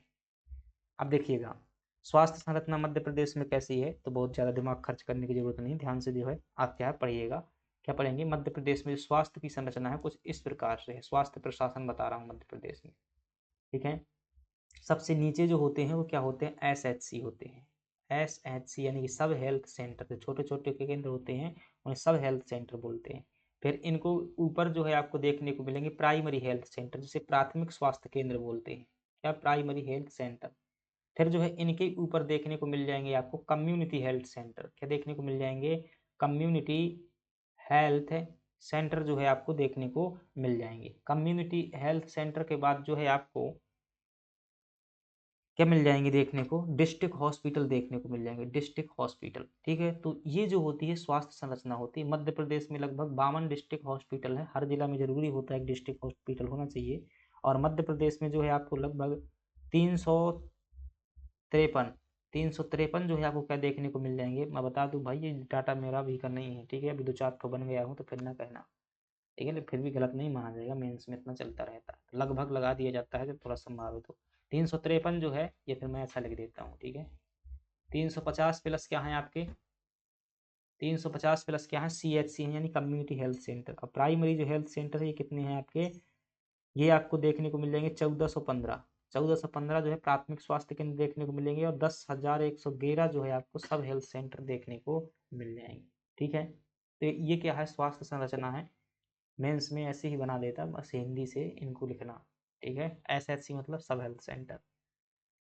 नर्सिंग की ये हो क्या? नर्सिंग करने के बाद CHO बनते हैं, सबसे पहले यहीं पर बनते हैं CHO। ठीक है, फिर ये बड़ा CHO बनता है, फिर धीरे धीरे इनकी जीवन यहाँ तक जो है आ पाता है। अगर ठीक से भ्रष्टाचार करते रहे, रिश्वत लेते रहे, तभी यहाँ पर पहुँचोगे, क्योंकि ईमानदारी का क्या रह जाता है पता होगा। प्रधानमंत्री कौशल विकास योजना की शुरुआत जो है किस वर्ष की गई थी? तो प्रधानमंत्री कौशल विकास योजना भाई साहब स्किल डेवलपमेंट करने के लिए, ट्रेनिंग देने के लिए जो है योजना शुरू की गई थी, 2015 में शुरू की गई थी। क्या है वही? कुछ नहीं है, इसमें ट्रेनिंग दी जाएगी आपको। क्या दी जाएगी? ट्रेनिंग दी जाएगी। किसके लिए? कोई काम की जो है सही से आपको स्किल डेवलपमेंट की जाएगी, योग्यता दक्षता विकास की जाएगी। कौशल विकास क्यों जरूरी है? अगर कोई ना कोई दक्षता होगी तो आपको क्या मिल जाएगा? आप कहेंगे सर रोजगार मिल जाएगा। बस रोजगार मिल जाएगा तो पैसा मिल जाएगा, पैसा मिल जाएगा तो सबकी समस्या सॉल्व हो जाएगी। कौशल विकास के कुछ प्रयास किए गए हैं क्या मध्य प्रदेश सरकार में? अब मुझे क्या है, याद थोड़ी ना होंगे ऐसे, लेकिन हाँ, मध्य प्रदेश सरकार क्या करती है भाई? फेलोशिप देती है। विदेशों में अगर क्या है, कोई अच्छे में इंस्टीट्यूट में जाते हो तो फेलोशिप दे देती है, यानी कि एक प्रकार की स्कॉलरशिप। इसके अलावा मध्य प्रदेश सरकार जो इंटर्नशिप भी प्रोवाइड करवाती है, एक प्रकार की इंटर्नशिप, जानते हो ना, किसी काम की ट्रेनिंग लेना। इसके अलावा बहुत महत्वपूर्ण योजना है, मध्य प्रदेश के मुख्यमंत्री शिवराज सिंह ने शुरू की थी, मुख्यमंत्री लर्न एंड अर्न प्रोग्राम, यानी कि सीखो कमाओ योजना। आवेदन किया है क्या किसी ने? सीखो कमाओ योजना। भाई साहब नौकरी वोकरी न लग रही हो ना, तो यहाँ पर क्या कर देना? आवेदन कर देना सीखो कमाओ योजना में। इसमें 10,000 रुपये महीने देगी सरकार। 10,000 महीने क्या फ्री में देगी? क्या नहीं भाई, कंपनी में जाओगे, वहाँ पर क्या लोगे आप? ट्रेनिंग लोगे। ठीक है, 1 साल तक की जो है ट्रेनिंग मिलेगी, इतने में जो है आप क्या कर लोगे? 10,000 का महीना देगी गवर्नमेंट, इसके बाद बंद कर देगी। मध्य प्रदेश की स्थिर कीमत पर जो है प्रति व्यक्ति आय कितनी है? क्या बताना है? प्रति व्यक्ति आय बताना है, स्थिर कीमत पर बन जाएगी कि नहीं बनेगी? प्रति व्यक्ति आय मध्य प्रदेश की, तो आप क्या बताएंगे कि प्रति व्यक्ति आय मध्य प्रदेश की 1 लाख जो है 52,000 रुपया जो है आपको देखने को मिलेगी। ध्यान से समझिएगा, प्रति व्यक्ति आय का मतलब होता है राज्य की जितनी GDP होती है, राज्य की कितनी होती है, जितनी संपत्ति होती है, GDP होती है, उसमें उस राज्य की पूरी जनसंख्या का भाग दे दिया जाए तो क्या निकालेगी? प्रति व्यक्ति आय। पहली बार प्रति व्यक्ति आय किसने निकाली थी? तो आप कहेंगे दादा भाई नौरोजी द्वारा जो है 20 रुपये प्रति व्यक्ति आय निकाली गई थी। देखिएगा आंकड़े, देखिएगा, और आंकड़े में कैसे ध्यान रखना है। मध्य प्रदेश में जो प्रति व्यक्ति आय है 2024-25 के आर्थिक सर्वेक्षण के आधार पर बता रहा हूँ, और इसमें जो है प्रति व्यक्ति आय एक तो क्या होगी आपकी? स्थिर कीमत पर होगी, और एक क्या होगी आपकी? प्रचलित कीमत पर होगी। ठीक है, स्थिर कीमत पर अगर हम प्रति व्यक्ति आय की बात करेंगे, स्थिर कीमत पर जो है प्रति व्यक्ति आय आपको देखने को मिल जाएगी कितनी, 70,434 रुपया जो है एक व्यक्ति कमाता है एक साल में। एक व्यक्ति 2011-12 के रेट के अनुसार पर देखें, अर्थात स्थिर कीमत पर देखें तो कितना कमाता है, 70,434 रुपये। वर्तमान में अगर देखेंगे तो एक व्यक्ति जो है 1,52,615 रुपये क्या करता है, वर्तमान में कमा रहा है। इतना वास्तव में नहीं कमा रहा है ये सब, ठीक है। इतना एक व्यक्ति एक साल में कभी नहीं कमा पाता है, ठीक है। इतना जो है मेरे पूरे घर वाले जो है इतना पैसा कमा पाते, समझ रहे हो ना बात को, टोटल कमाई होती है इतनी, ठीक है। तो बाहर आहर जाते हो तो भाई ठीक है, लेकिन चूंकि अपने घर वाले नहीं जाते हैं बाहर, ठीक है, तो वो यहीं खेती में लगे रहते हैं, वो प्रचंड बेरोजगारी वहाँ पर देखने को मिलती है। तो वो इतना पैसा कमा पाते हैं जो है 5 6 7 लोग, सभी लोग, हम भी जो है कभी कभी पहुँच जाते हैं वहीं पे। तो ये क्या हो जाएगा, आपको उत्तर हो जाएगा। और यहाँ पर क्या हो जाएगा हमारा, ये आज का क्लास खत्म हो जाएगा। तो भाई साहब धन्यवाद, कितने बड़े बड़े अच्छे उसे थैंक यू लिखा हुआ है। तो क्या करना है आपको, यदि आप जो है क्वालिटी पर भरोसा करते हैं, चीज़ें अच्छी लग रही हैं, तो जुड़ना नहीं है, मैं नहीं कहूँगा, ठीक है। अपने हिसाब से चीज़ें एडजस्ट कीजिएगा, हर बार कहना उचित नहीं होता है, बस टेस्ट होता है, ध्यान रखिएगा। अगर मन करे बता देता हूँ कि निःशुल्क में जो है टेस्ट होता है, इसी क्लास का टेस्ट होगा आपको टेलीग्राम पर। और सब कुछ जो है बेहतर तरीके से होता है, अच्छा लगे तो आप जो है अपने हिसाब से सोचिए। Thank you.